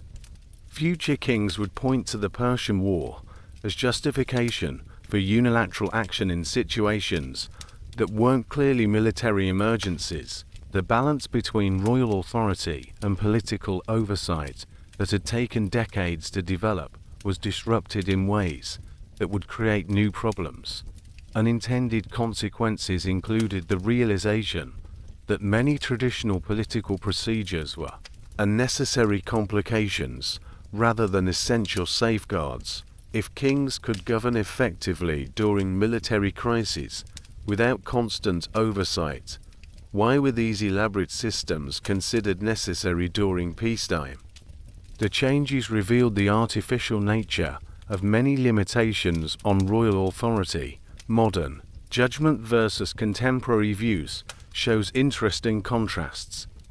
Contemporary sources generally praised the increased effectiveness of royal leadership at the Persian crisis. Modern historians tend to focus more on the long-term implications for Spartan political development and the precedents established for future conflicts between royal authority and democratic oversight.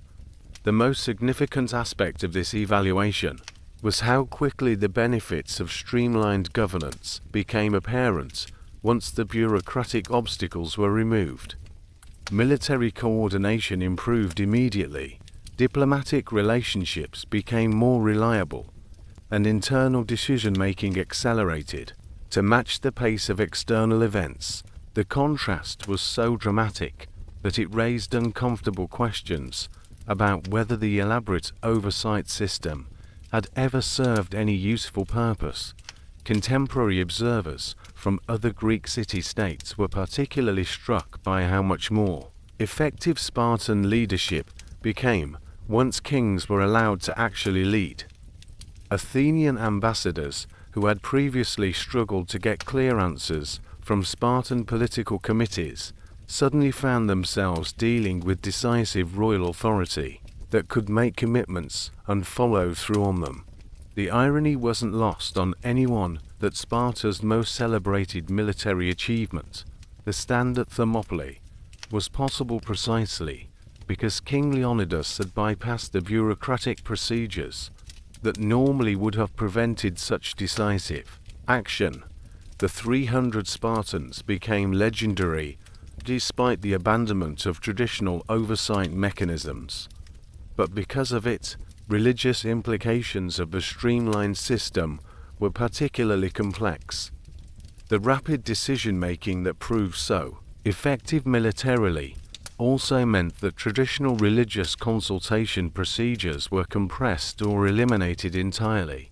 This should have created spiritual crises, according to Spartan religious theory. But the obvious divine favor demonstrated by military success suggested that the gods actually preferred efficient leadership to elaborate ceremonial procedures. The psychological impact on the kings themselves was transformative. After years of operating as ceremonial figureheads whose every decision required committee approval, they suddenly found themselves exercising the kind of authority that kingship was supposed to entail. Ancient sources describe Leonidas as appearing more confident and decisive during the Persian crisis than he had at any previous point in his reign. But the evaluation also revealed the fundamental problem with emergency reforms. They were justified by circumstances that were inherently temporary. Once the immediate military threat subsided, the same institutional forces that had created bureaucratic paralysis in the first place would inevitably reassert themselves. The question wasn't whether the streamlined system was more effective. It obviously was. But whether its effectiveness justified the risks that the oversight system had been designed to prevent. The broader implications for understanding effective governance were profound, but uncomfortable for societies committed to democratic principles. If kings could govern more effectively without oversight, what did that suggest about the value of democratic institutions? If bureaucratic procedures hindered rather than helped good government, why had they been developed in the first place? These questions remained unresolved because they challenged fundamental assumptions about the relationship between authority and accountability that Spartan society wasn't prepared to abandon. The temporary success of streamlined royal authority was undeniable, but its implications for normal peacetime governance were too threatening to existing institutional arrangements to be seriously considered. In the years following the Persian Wars, something predictable yet tragic happened. The Spartans looked at their temporary success with streamlined royal authority and decided it was far too dangerous to continue.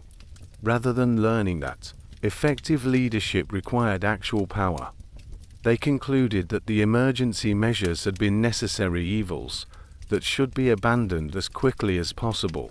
It's like discovering that your car runs better without the parking brake engaged and deciding the solution is to add more parking brakes. The return to bureaucratic normalcy began almost immediately after the Persian threat subsided. The ephors, who had been temporarily sidelined during the military crisis, reasserted their oversight role with the enthusiasm of hall monitors returning from vacation. They argued that the emergency concentration of royal power had been a dangerous deviation from traditional Spartan values and needed to be corrected before it became permanent. Council members, who had been bypassed during rapid military decision-making, insisted on reviewing and formally approving all the unilateral decisions that had been made during the crisis. This created the surreal situation of retroactively subjecting successful military strategies to committee evaluation, as if the outcome of battles could be changed by post-hoc bureaucratic disapproval.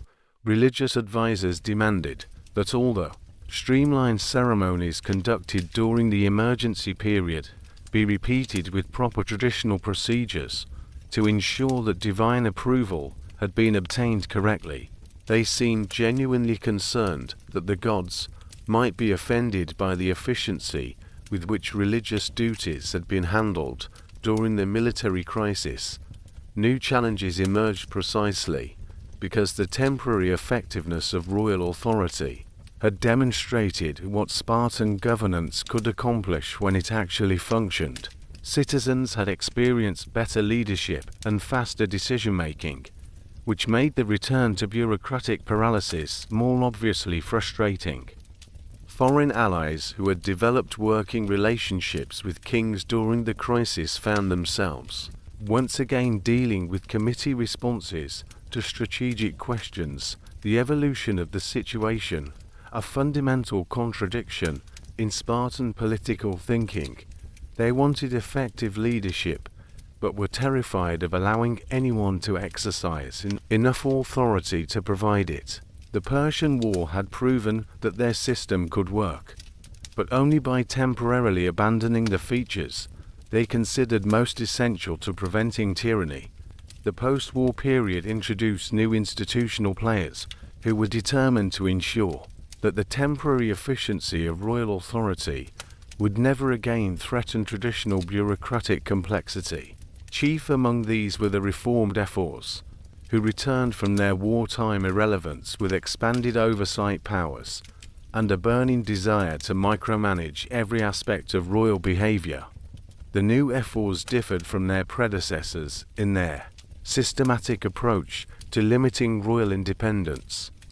Where earlier ephors had focused on specific policy disagreements, the post-war ephors created comprehensive surveillance systems designed to monitor and control royal decision-making processes. They established formal procedures for reviewing royal daily schedules, evaluating the appropriateness of royal conversations with military commanders, and ensuring that no king could again bypass normal consultation requirements. Ephor Pausanias, the younger, became particularly notorious for his detailed investigations of royal activities. He required kings to submit written justifications for any deviation from traditional procedures, no matter how minor. Changing the time of morning exercises required explanation. Consulting with different religious advisors needed approval. Even altering the route taken for daily walks through the city became subject to bureaucratic review.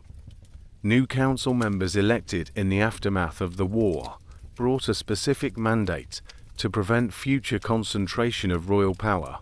They created additional layers of consultation requirements and expanded the range of decisions that required formal council approval. Military appointments that had been royal prerogatives during the emergency became subject to council review. Diplomatic communications required committee oversight.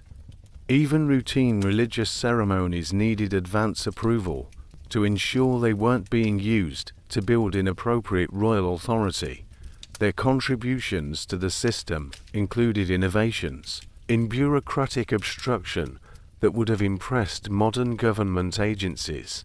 They developed formal procedures for reviewing the appropriateness of royal emergency decisions, creating appeals processes for any citizen who felt that royal authority had been exercised improperly, and establishing oversight committees to monitor the oversight committees.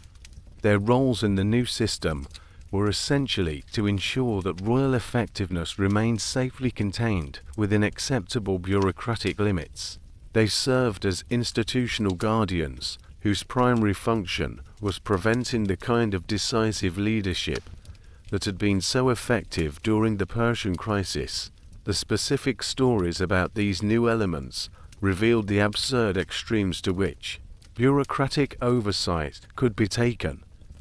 One famous incident involved ephors Cleomenes, not the king, hiring King Archidamus to provide written justification for why he had ended a religious ceremony 30 seconds earlier than traditional timing specified. The investigation required 3 committee meetings, consultation with religious authorities, and a formal ruling that future ceremonies must adhere to precise timing requirements, regardless of practical circumstances. Another memorable case involved the council demanding that King Aegis explain why he had consulted with a military engineer about fortification improvements without first obtaining approval for the consultation. The engineer was interrogated about the content of the conversation. The council reviewed the appropriateness of the technical advice provided, and new procedures were established requiring advance permission for royal conversations with technical specialists. But some problems persisted despite the enthusiastic return to bureaucratic complexity. The fundamental tension between the need for effective leadership and the fear of royal tyranny remained unresolved. Sparta still faced external threats that required quick decision-making, but they had restored a system designed to prevent anyone from making quick decisions about anything.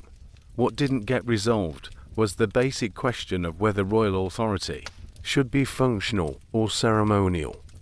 The post-war reforms attempted to split the difference by allowing kings to retain theoretical leadership roles while ensuring they couldn't exercise them without extensive oversight. This created a situation where Sparta had kings who were responsible for leadership but weren't permitted to lead. New versions of old problems emerged as creative bureaucrats found innovative ways to complicate previously simple processes. Where earlier oversight had focused on major policy decisions, the new system extended bureaucratic control to increasingly trivial aspects of royal behavior. Kings found themselves requiring permission for activities that had never been considered political, from changing their daily exercise routines to selecting conversation partners at communal meals. Continuing challenges included the reality that external enemies remained uninterested in Spartan bureaucratic procedures. When military threats arose, the restored oversight system created exactly the same delays and complications that had been temporarily suspended during the Persian crisis. The difference was that post-war enemies weren't as conveniently dramatic as Persian invasions, making it harder to justify emergency streamlining of decision-making processes. Why certain issues proved intractable became clear through repeated cycles of crisis and reform. Every external threat demonstrated the inadequacy of bureaucratic leadership, leading to temporary concentration of royal authority and effective responses. Every successful crisis response was followed by institutional panic about concentrated power and restoration of bureaucratic limitations. The pattern repeated because neither side was willing to accept the fundamental trade-offs involved. Cyclical patterns developed where military effectiveness and bureaucratic oversight alternated based on external circumstances rather than rational evaluation of what worked best. Peace meant more oversight and less royal authority. War meant temporary efficiency, followed by institutional backlash. The system never stabilized because it was designed by people who wanted contradictory outcomes. Effective leadership that couldn't become too effective. The persistence of these problems revealed that the Spartans had never actually resolved the basic question of how much authority leaders should have. They had created an elaborate system for avoiding this decision by making leadership so complicated that nobody could exercise enough power to become dangerous. The cost was that nobody could exercise enough power to be particularly effective either, but this seemed preferable to the risk of tyranny. Compared to other Greek city-states, Sparta's approach to royal authority was uniquely dysfunctional. Athens had solved the tyranny problem by eliminating kings entirely and developing democratic institutions that could provide effective leadership through elected officials. Other monarchies had maintained royal authority while creating legal and institutional constraints that prevented abuse without eliminating effectiveness. What was unique about Sparta was their insistence on keeping kings while systematically preventing them from functioning as leaders. It was like maintaining a monarchy while designing it to fail, creating the worst aspects of both autocratic and democratic systems without the benefits of either. They had royal ceremony without royal authority, democratic oversight without democratic participation, and bureaucratic complexity without bureaucratic competence. What was universal was the basic human tendency to create unnecessarily complicated solutions to simple problems. The Spartan system represented an extreme version of institutional behaviors that appear in many contexts: fear of individual authority leading to committee decision-making, preference for process over results, and the gradual accumulation of oversight mechanisms that eventually prevent the system from accomplishing its original purposes. Lessons that could be learned included the importance of clearly defining leadership authority and accepting the trade-offs involved in different organizational approaches. Effective leadership requires actual power, but power can be abused. The solution isn't to eliminate power, but to create accountability mechanisms that don't prevent its exercise. Patterns that repeated elsewhere included the tendency for oversight institutions to expand their authority over time, the difficulty of maintaining emergency reforms during peacetime, and the recurring cycle of crisis-driven efficiency followed by institutional backlash. Similar dynamics appeared in other Greek city-states, Roman institutions, and modern governmental systems. The comparative analysis revealed that Sparta's problems weren't unique to their specific culture or circumstances. They were examples of broader organizational pathologies that arise when institutions prioritize risk avoidance over effectiveness, when oversight becomes more important than achievement, and when the fear of bad leadership prevents the development of good leadership. Modern organizations struggling with similar tensions between authority and accountability can recognize familiar patterns in Spartan governmental dysfunction. The specific details were ancient, but the underlying dynamics of institutional design, leadership authority, and bureaucratic oversight remain relevant for anyone trying to balance effectiveness with appropriate constraints on power. The lessons from Spartan institutional evolution are particularly relevant for contemporary discussions about organizational reform and governmental effectiveness. The pattern of crisis-driven efficiency, followed by institutional backlash, appears in modern contexts, ranging from corporate restructuring to government emergency powers. Organizations that streamline operations during crises often find it difficult to maintain those improvements once the immediate pressure subsides. The psychological dynamics that drove Spartan institutional behavior also persist in modern contexts. The fear of concentrated authority that led Spartans to prefer paralysis over effective leadership appears in contemporary organizations that create elaborate approval processes to prevent individual decision-making. The preference for committee consensus over individual responsibility that characterized post-war Spartan governance is recognizable in modern corporate cultures that prioritize consensus building over decisive action. Educational institutions provide particularly clear examples of how Spartan-style dysfunction can develop in contemporary settings. Universities that require faculty to obtain approval from multiple committees before implementing pedagogical innovations. Academic departments that distribute decision-making authority so widely that nobody can take responsibility for outcomes, and administrative systems that prioritize process compliance over educational effectiveness all exhibit patterns that would have been familiar to ancient Spartan kings.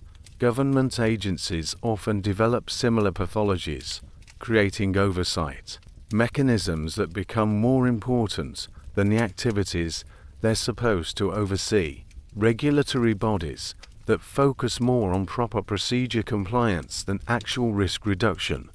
Legislative committees that prioritize hearing scheduling over policy development.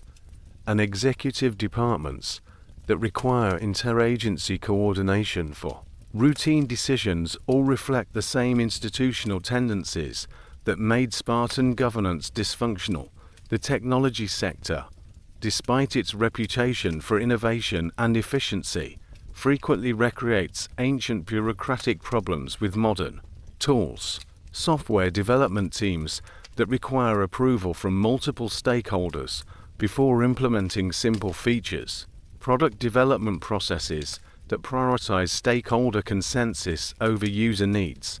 And corporate hierarchies that distribute decision-making authority across so many levels that nobody can act quickly or who are essentially digital versions of Spartan institutional complexity.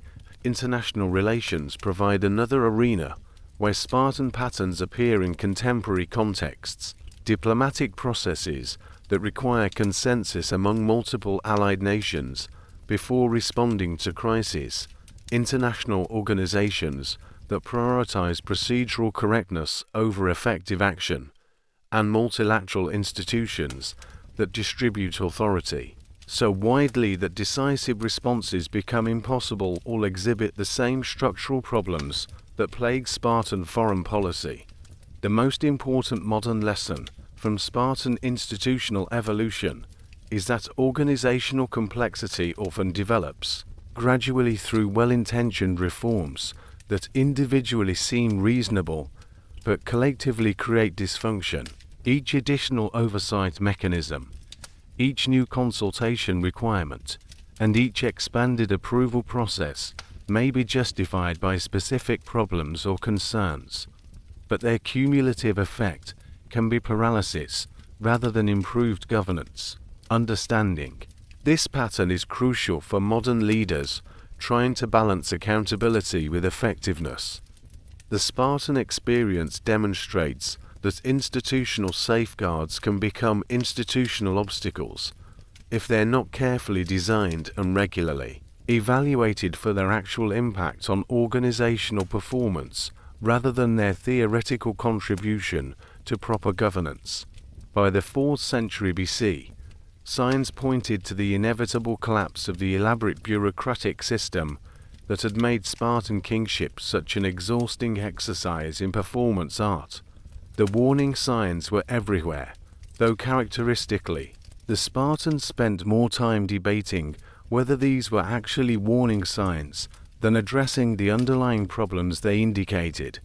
The most obvious indicator was the declining effectiveness of Spartan military responses to external threats. What had once been the most feared army in Greece was increasingly unable to respond quickly to changing strategic situations because military decisions required approval from so many different political bodies. When Thebes began challenging Spartan dominance, the initial Spartan response was to form committees to evaluate whether Theban military innovations represented a serious threat. Economic pressures created additional stress on the system. Maintaining the elaborate governmental structure required resources that were increasingly difficult to obtain as Sparta's military effectiveness declined. The Helot population that supported the entire system was becoming less reliable, partly because constant political meetings left fewer Spartans available for the supervision and intimidation that kept the Helot labor system functioning. What key players could see versus What they missed revealed the fundamental blindness that elaborate bureaucratic systems create. Political insiders were acutely aware of procedural violations, oversight gaps, and opportunities for institutional reform. They could identify problems with committee structures, consultation requirements, and approval processes. What they couldn't see was that the entire system of bureaucratic oversight was the problem rather than the solution. Some ephors recognized that decision-making processes had become too slow for effective governance, but their solution was to create more efficient oversight procedures, rather than reducing oversight requirements. Council members noticed that royal authority was insufficient for military leadership, but they proposed better coordination between existing institutions, rather than strengthening royal power. Religious advisors observed that ceremonial duties were interfering with practical responsibilities, but they recommended more streamlined religious procedures rather than fewer religious obligations. Resistance to inevitable change came from the people whose careers and identities were built around managing the complex bureaucratic system. The ephors couldn't imagine Spartan governance without extensive oversight, because oversight was their primary function. Council members couldn't conceive of effective leadership that didn't require their consultation, because providing consultation was their main contribution. Religious advisors couldn't envision royal authority that didn't depend on their ceremonial validation, because managing ceremonies was their institutional role. The tragic irony was that the people best positioned to recognize systemic problems were also the people most invested in maintaining the system that created those problems. They had built careers around managing bureaucratic complexity and couldn't acknowledge that the complexity itself was counterproductive. Without admitting that their life's work had been essentially useless, the system finally collapsed, not through dramatic revolution or constitutional crisis, but through the gradual accumulation of practical failures that made its dysfunction impossible to ignore. The decisive moment came during the Theban invasion of 371 BC, when the elaborate Spartan decision-making process proved completely inadequate for responding to a military crisis that required immediate action. When Theban forces under Epaminondas invaded Laconia, the initial Spartan response followed traditional procedures. Both kings called for consultation meetings. The ephors demanded briefings about enemy capabilities. Council members began debating appropriate strategies, and religious advisors started conducting ceremonies to determine divine guidance. The problem was that while these meetings were occurring, the Thebans were systematically dismantling Spartan military positions and liberating Helot populations. The final major players in this governmental collapse were ironically the most traditional figures in Spartan society. King Leonidas, who had spent his entire reign working within the bureaucratic system, found himself commanding the army at Leuctra with unclear authority, conflicting instructions from various oversight bodies, and no clear chain of command. The ephors had provided general guidance, but left tactical decisions to the king. The council had approved the military response, but hadn't authorized specific strategic approaches. Religious advisors had performed appropriate ceremonies, but hadn't clarified what divine approval actually permitted. Last attempts to preserve the traditional system created additional chaos rather than effective responses. As the military situation deteriorated, different political bodies began issuing competing directives to the same military units. Ephors sent messages based on their understanding of appropriate strategy. Council members provided advice based on their interpretation of traditional military procedures. Kings attempted to exercise command authority while following oversight requirements that made command impossible. The dramatic final moments of the traditional system occurred during The Battle of Leuctra itself, where the accumulated dysfunction of Spartan governance translated directly into military disaster. Cleombrotus was killed while fighting in the phalanx because the complex command structure meant that nobody had clear authority to coordinate tactical responses. Other leading Spartans died in the same battle because the elaborate political system had prevented the development of effective military leadership. But the symbolic endpoint came with the liberation of Messenia, when Theban forces freed the Helot population that had supported the entire Spartan system. While Spartan political bodies were still debating appropriate responses to the invasion, the economic foundation of their society was being permanently destroyed. The elaborate governmental structure designed to manage Helot labor suddenly had no Helots to manage. The gradual decline that followed was almost anticlimactic compared to the dramatic military defeats. Spartan kings continued to perform their traditional duties, but those duties increasingly involved managing the decline of institutions that no longer served any practical purpose. Morning routines continued, political meetings still occurred, religious ceremonies were still performed, but they were rituals without substance, procedures without purpose. What made the decline particularly pathetic was that the Spartans never officially acknowledged that their system had failed.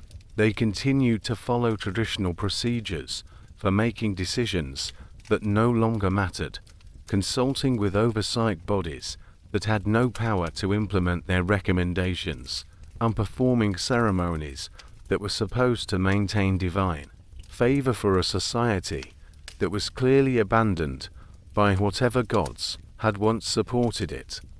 The legacy of Spartan royal governance shaped how later civilizations thought about the relationship between leadership authority and institutional oversight, though probably not in the way the Spartans intended.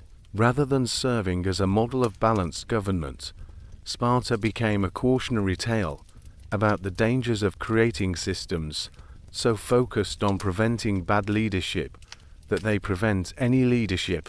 All Roman political theorists studied Spartan institutions extensively, but their conclusions were essentially, don't do this. They recognized that the dual kingship and elaborate oversight mechanisms had created governmental paralysis rather than balanced authority. When Romans designed their own republican institutions, they consciously avoided the Spartan approach of distributing authority so widely that nobody could exercise it effectively. Medieval political theorists occasionally reference Spartan governance as an example of mixed government, but they focused more on the theoretical concepts than the practical results. The idea of balancing monarchical, aristocratic, and democratic elements was attractive to scholars who were trying to understand different forms of government, but the actual functioning of Spartan institutions was less inspiring than the abstract principles they supposedly represented. How later generations viewed Spartan kingship as interesting patterns in historical interpretations. Renaissance scholars, who were dealing with their own questions about royal authority and institutional constraints, were fascinated by the idea of kings who were both powerful and limited. They often overlooked the practical dysfunction of Spartan governance in favor of theoretical discussions about constitutional balance. Enlightenment thinkers had a more critical perspective, recognizing that the Spartan system had produced governmental inefficiency rather than balanced authority. Montesquieu, who wrote extensively about the separation of powers, used Sparta as an example of how institutional checks and balances could be taken to counterproductive extremes. Myths versus realities developed around Spartan governance as later societies projected their own political concerns onto ancient institutions.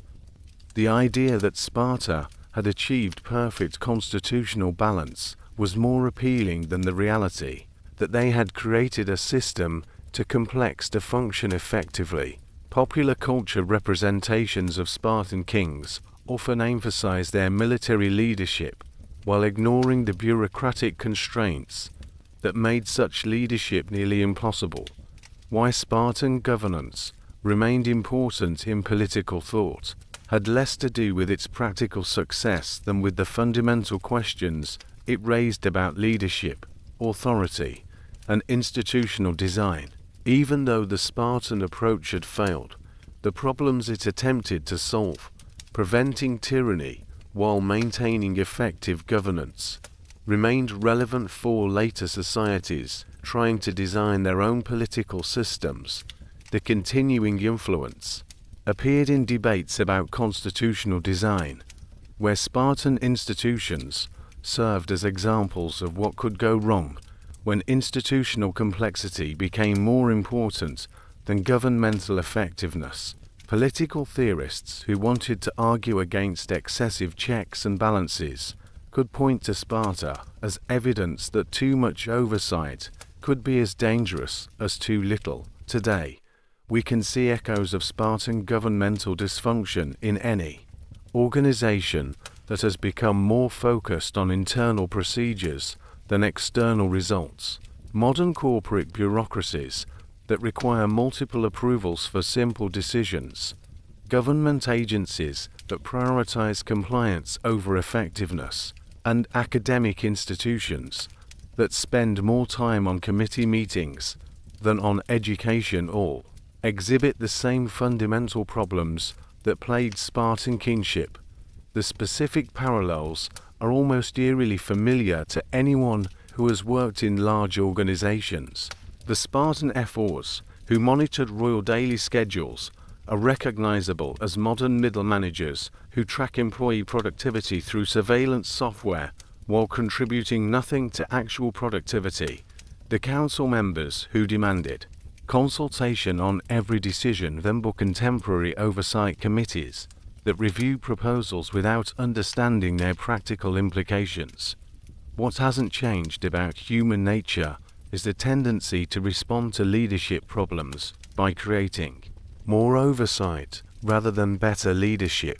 When organizations experience failures, the typical response is to add more approval processes, create additional monitoring systems, and establish new oversight bodies.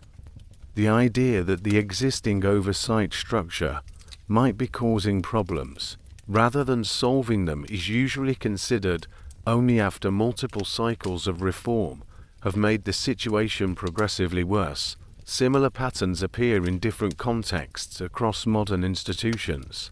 Universities that require faculty to obtain approval from multiple committees before making routine pedagogical decisions are essentially recreating the Spartan system of distributed authority.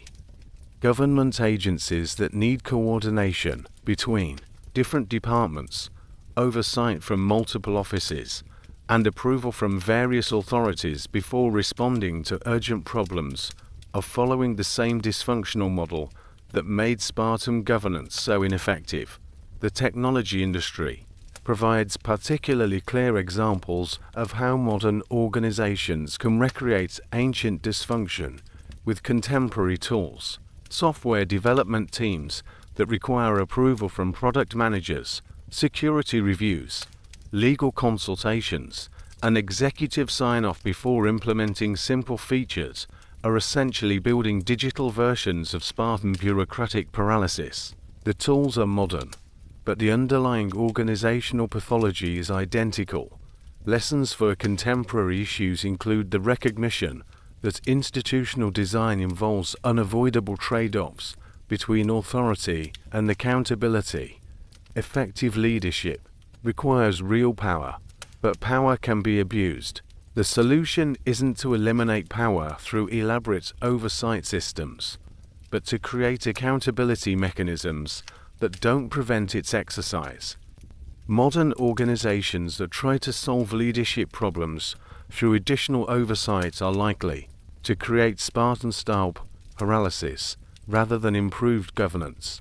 Political parallels appear in contemporary debates, about government effectiveness and democratic oversight. Legislative bodies that micromanage executive decisions, courts that second-guess administrative judgments, and oversight agencies that monitor the monitors are all exhibiting the same tendency toward bureaucratic complexity that made Spartan governance dysfunctional.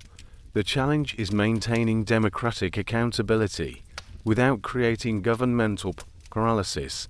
The most relevant modern lesson from Spartan royal governance is that institutional complexity doesn't necessarily produce better outcomes.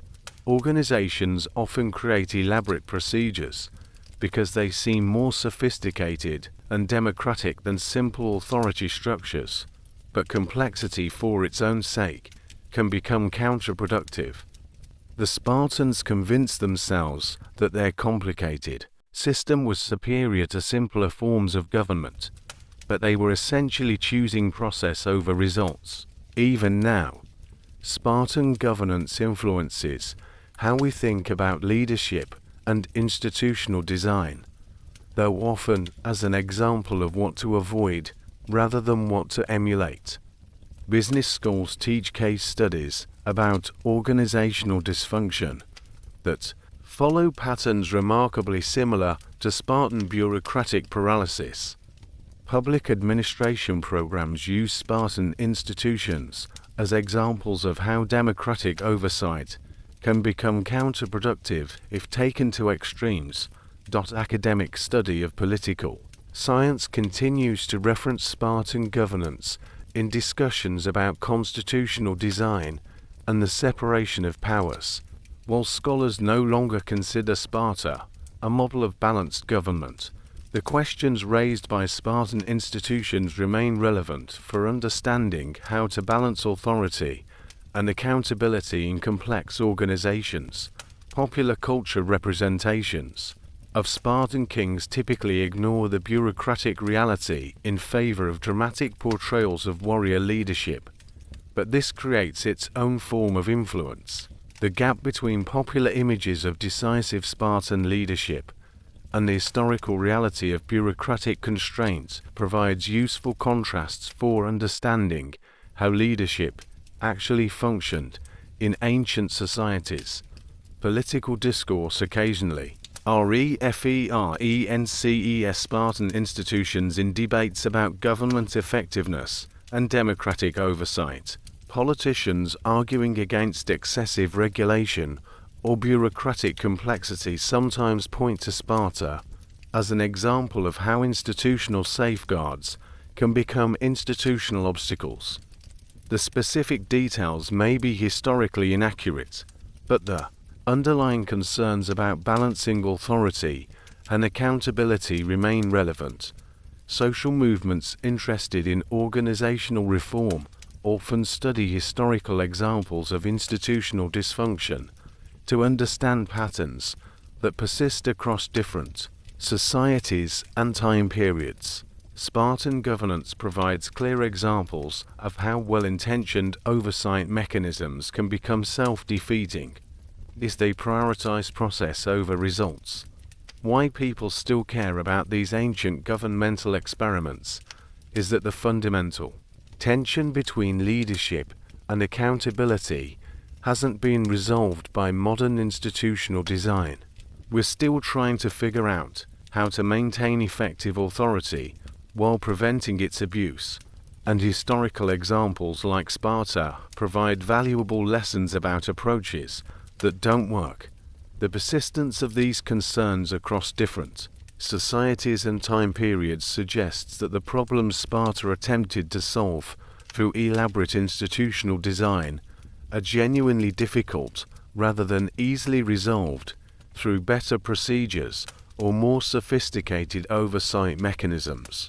The challenge of balancing authority and accountability appears to be an inherent feature of organized human activity rather than a technical problem with purely technical solutions. Modern democratic theory continues to grapple with questions that would have been familiar to ancient Spartan political theorists. How much authority should leaders have? What kinds of oversight are necessary versus counterproductive? How can societies maintain effective governance while preventing the abuse of power? The specific institutional arrangements may be different, but the underlying tensions remain remarkably similar. Corporate governance provides particularly clear examples of how contemporary organizations struggle with the same fundamental issues that plagued Spartan kingship. Boards of directors that micromanage executive decisions, shareholders that demand detailed oversight of operational choices, and regulatory agencies that require extensive compliance documentation all reflect ongoing efforts to balance authority and accountability that often produce results similar to Spartan bureaucratic paralysis. Educational research on organizational behavior frequently references historical examples of institutional dysfunction to understand patterns that persist across different contexts and cultures. Spartan governance provides especially clear illustrations of how well-intentioned oversight mechanisms can become counterproductive as they prioritize process over results or consensus over effectiveness. Public administration scholarship continues to study Spartan institutions as examples of how democratic ideals can be pursued through institutional designs that actually undermine democratic effectiveness. The gap between Spartan political theory and governmental practice offers insights into how contemporary democratic institutions might avoid similar contradictions between stated objectives and actual outcomes. Political science curricula often include case studies of Spartan governance to help students understand the practical challenges of constitutional design and the unintended consequences that can result from institutional arrangements that seem theoretically sound but prove practically dysfunctional. International development organizations working on governmental reform in post-conflict societies sometimes reference Spartan institutions as examples of how elaborate oversight mechanisms can become obstacles to effective governance rather than safeguards against abuse. The historical perspective helps contemporary reformers recognize patterns that might otherwise seem like unique local problems. Military academies and defense colleges occasionally study Spartan civil-military relations as examples of how political oversight of military leadership can be taken to counterproductive extremes. The contrast between Spartan military effectiveness and governmental dysfunction provides useful insights for modern discussions about appropriate civilian control of military institutions. Business schools teaching organizational behavior and management theory use Spartan governmental dysfunction as a case study in how institutional complexity can develop gradually through well-intentioned reforms that individually seem reasonable but collectively create paralysis. The historical distance makes it easier for students to recognize patterns that might be less obvious in contemporary contexts. The continuing relevance of Spartan institutional experiences reflects the reality that human organizations, whether ancient or modern, face similar fundamental challenges in balancing individual initiative with collective oversight, effectiveness with accountability, and leadership with democratic participation. The specific solutions may vary, but the underlying tensions persist across different societies and historical periods. Looking back across this elaborate day in the life of a Spartan king, we've seen how the most supposedly powerful individuals in one of ancient Greece's most feared city-states spent their time navigating bureaucratic obstacles that would challenge modern middle managers. We've witnessed morning routines designed more for performance art than practical preparation, political meetings that prioritized process over decisions, religious ceremonies that became theological committee meetings, and military responsibilities that couldn't be exercised without approval from people who had never held a sword. The key patterns that emerged throughout our journey reveal timeless truths about organizational dysfunction and human nature. Every attempt to solve leadership problems through additional oversight created new problems that required more oversight to solve. Every effort to prevent the abuse of authority resulted in the elimination of authority itself. Every procedure designed to ensure proper decision-making made good decisions less likely rather than more probable.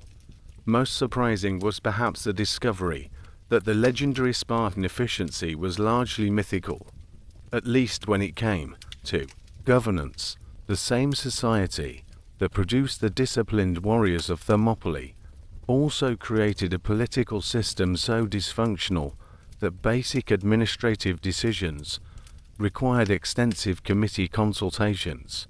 The contrast between Spartan military reputation and governmental reality illustrates how institutional mythology can diverge dramatically from institutional performance.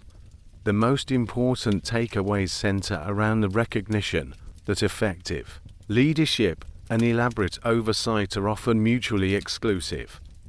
Organizations that want good leadership must accept the risks that come with empowering individuals to make decisions. Societies that prioritize risk avoidance over effectiveness shouldn't be surprised when they get neither effective leadership or successful risk management. How our understanding has evolved through this exploration reveals that seemingly simple questions about authority and accountability actually involve complex trade-offs that have no perfect solutions. The Spartans weren't uniquely incompetent. They were intelligent people who created an incompetent system because they were trying to achieve contradictory objectives.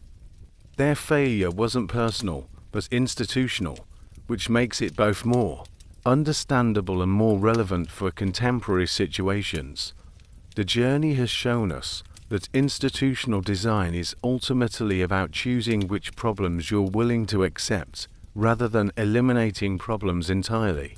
The Spartans chose the problems of governmental paralysis over the problems of concentrated authority, then spent generations trying to solve paralysis through additional complexity, rather than accepting that some trade-offs are unavoidable. Let me leave you with one final story that encapsulates everything we've discovered about the absurd reality of Spartan royal life. Near the end of his reign, King Agesilaus found himself in the peculiar situation of needing permission from the ephors to visit his own wounded soldiers in a military hospital. The reason: the ephors were concerned that unauthorized royal visits to injured warriors might be interpreted as attempts to build personal loyalty that could undermine institutional authority. The scene that followed perfectly captured the bureaucratic madness that had consumed Spartan governance. Agesilaus, a battle-tested king who had led successful military campaigns across the Mediterranean, had to submit a formal request explaining why he wanted to check on soldiers who had been wounded fighting for Sparta. The request required approval from all 5 ephors, consultation with relevant council members, and a brief religious ceremony to ensure divine approval for the visit. While this approval process was occurring, the wounded soldiers lay in the hospital wondering why their king, who had been present when they were injured and had personally helped carry some of them from the battlefield, couldn't simply visit them without bureaucratic permission. Some of the soldiers died while the committee meetings were being conducted to determine whether royal visits were appropriate. When permission was finally granted, it came with conditions that perfectly illustrated the absurdity of the entire system. Agesilaus could visit the soldiers, but his conversations with them had to be witnessed by designated observers to ensure he wasn't making inappropriate promises about future military appointments. He could express concern for their welfare, but couldn't offer specific assistance without prior approval from the appropriate administrative bodies. He could pray for their recovery, but couldn't conduct informal religious ceremonies without consultation with official religious advisors.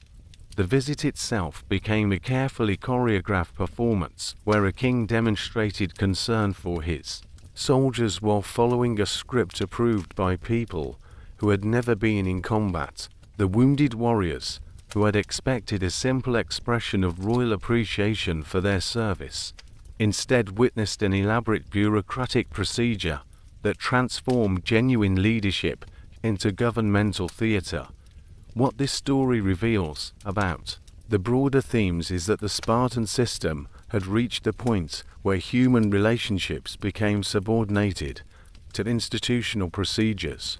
The natural bond between military leaders and their soldiers was filtered through committee oversight that treated personal loyalty as a threat to institutional stability. Compassion required administrative approval, and spontaneous leadership was considered dangerous deviation from proper procedures. How this connects to everything we've discussed is that it demonstrates the ultimate logical conclusion of a system designed to prevent individual authority. When even basic human decency requires bureaucratic permission, the organization has lost sight of its fundamental purposes. The Spartans had created institutions to serve their society, but ended up creating a society that served their institutions. And so we reach the end of our journey through the daily life of a Spartan king. A story that began with the promise of exploring ultimate ancient authority and ended with the reality of bureaucratic performance art. The morning routine that seemed like disciplined preparation revealed itself as elaborate ritual without purpose. The political responsibilities that appeared to involve leadership turned out to be committee participation. The religious duties that suggested divine authority became theological debates about proper procedures.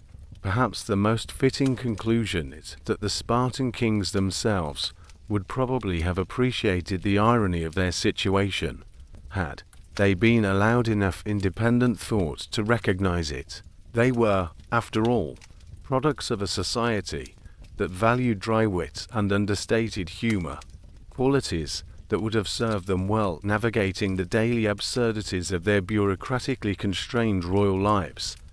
Thank you for joining me on this exploration of how the ancient world's most feared warriors created a system of governance that would make modern bureaucrats proud.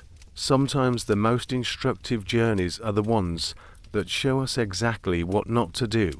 The enduring fascination with Spartan royal life lies not in its success, but in its spectacular failure to achieve its stated objectives. Here was a society that possessed all the elements necessary for effective governance: competent leaders, institutional continuity, military expertise, and economic resources, yet managed to create a system that prevented any of these advantages from being utilized effectively. The broader implications of our journey extend far beyond ancient history to contemporary questions about how human organizations can balance competing values and interests without becoming paralyzed by their own institutional complexity. The Spartan experience provides a cautionary tale about the dangers of pursuing theoretical perfection in institutional design while ignoring practical requirements for effective leadership and decision-making. What makes this story particularly relevant for modern audiences is that the Spartans weren't uniquely incompetent or irrational. They were intelligent people who created an intelligent system designed to solve real problems they had observed in other societies. Their failure wasn't due to stupidity or malice, but to the inherent difficulty of designing institutions that can achieve multiple contradictory objectives simultaneously. The psychological dimensions of Spartan royal life offer insights into how institutional pressures can shape individual behavior in ways that undermine both personal effectiveness and organizational performance. The kings who struggled with elaborate morning routines, frustrating political meetings, and complex religious obligations weren't suffering from personal inadequacies, but from systemic problems that would have challenged any individual regardless of their capabilities or intentions. Contemporary relevance appears in every modern organization that struggles with similar tensions between accountability and effectiveness, oversight and initiative, consensus and leadership. The specific details of Spartan governance may be ancient, but the underlying patterns of institutional dysfunction remain remarkably familiar to anyone who has worked in large organizations or complex bureaucracies. The educational value of studying Spartan governmental failure lies in its clarity as an example of how well-intentioned institutional reforms can accumulate into collective dysfunction. Each individual element of the Spartan system, dual kingship, ephorial oversight, council consultation, religious requirements, had reasonable justifications and served legitimate purposes. The problem was their cumulative effect rather than their individual merits. The humor we've found in Spartan royal daily life shouldn't obscure the serious lessons about institutional design and organizational behavior. The absurdities of royal morning routines and bureaucratic decision-making processes weren't just amusing historical curiosities, but symptoms of deeper problems that persist in contemporary contexts. The ultimate lesson of our exploration is that effective governance requires accepting certain risks and trade-offs rather than trying to eliminate all possible problems through elaborate institutional safeguards. Societies that prioritize risk avoidance over effectiveness shouldn't be surprised when they achieve neither effective governance nor successful risk management. Perhaps most importantly, the Spartan experience demonstrates that institutional complexity is not a reliable indicator of institutional sophistication. The elaborate procedures that made Spartan governance so time-consuming and frustrating didn't represent advanced political thinking, but confused thinking that mistook procedural complexity for governmental effectiveness. As we conclude this journey through the daily absurdities of Spartan royal life, we might reflect on how the same human tendencies that created these ancient bureaucratic complications continue to influence contemporary organizational behavior. The specific context may change, but the underlying patterns of institutional dysfunction appear to be remarkably persistent across different societies and historical periods. The story of Spartan kingship ultimately serves as both entertainment and education, a reminder that even the most powerful and prestigious institutions can become trapped in dysfunctional patterns that serve no useful purpose except perpetuating themselves.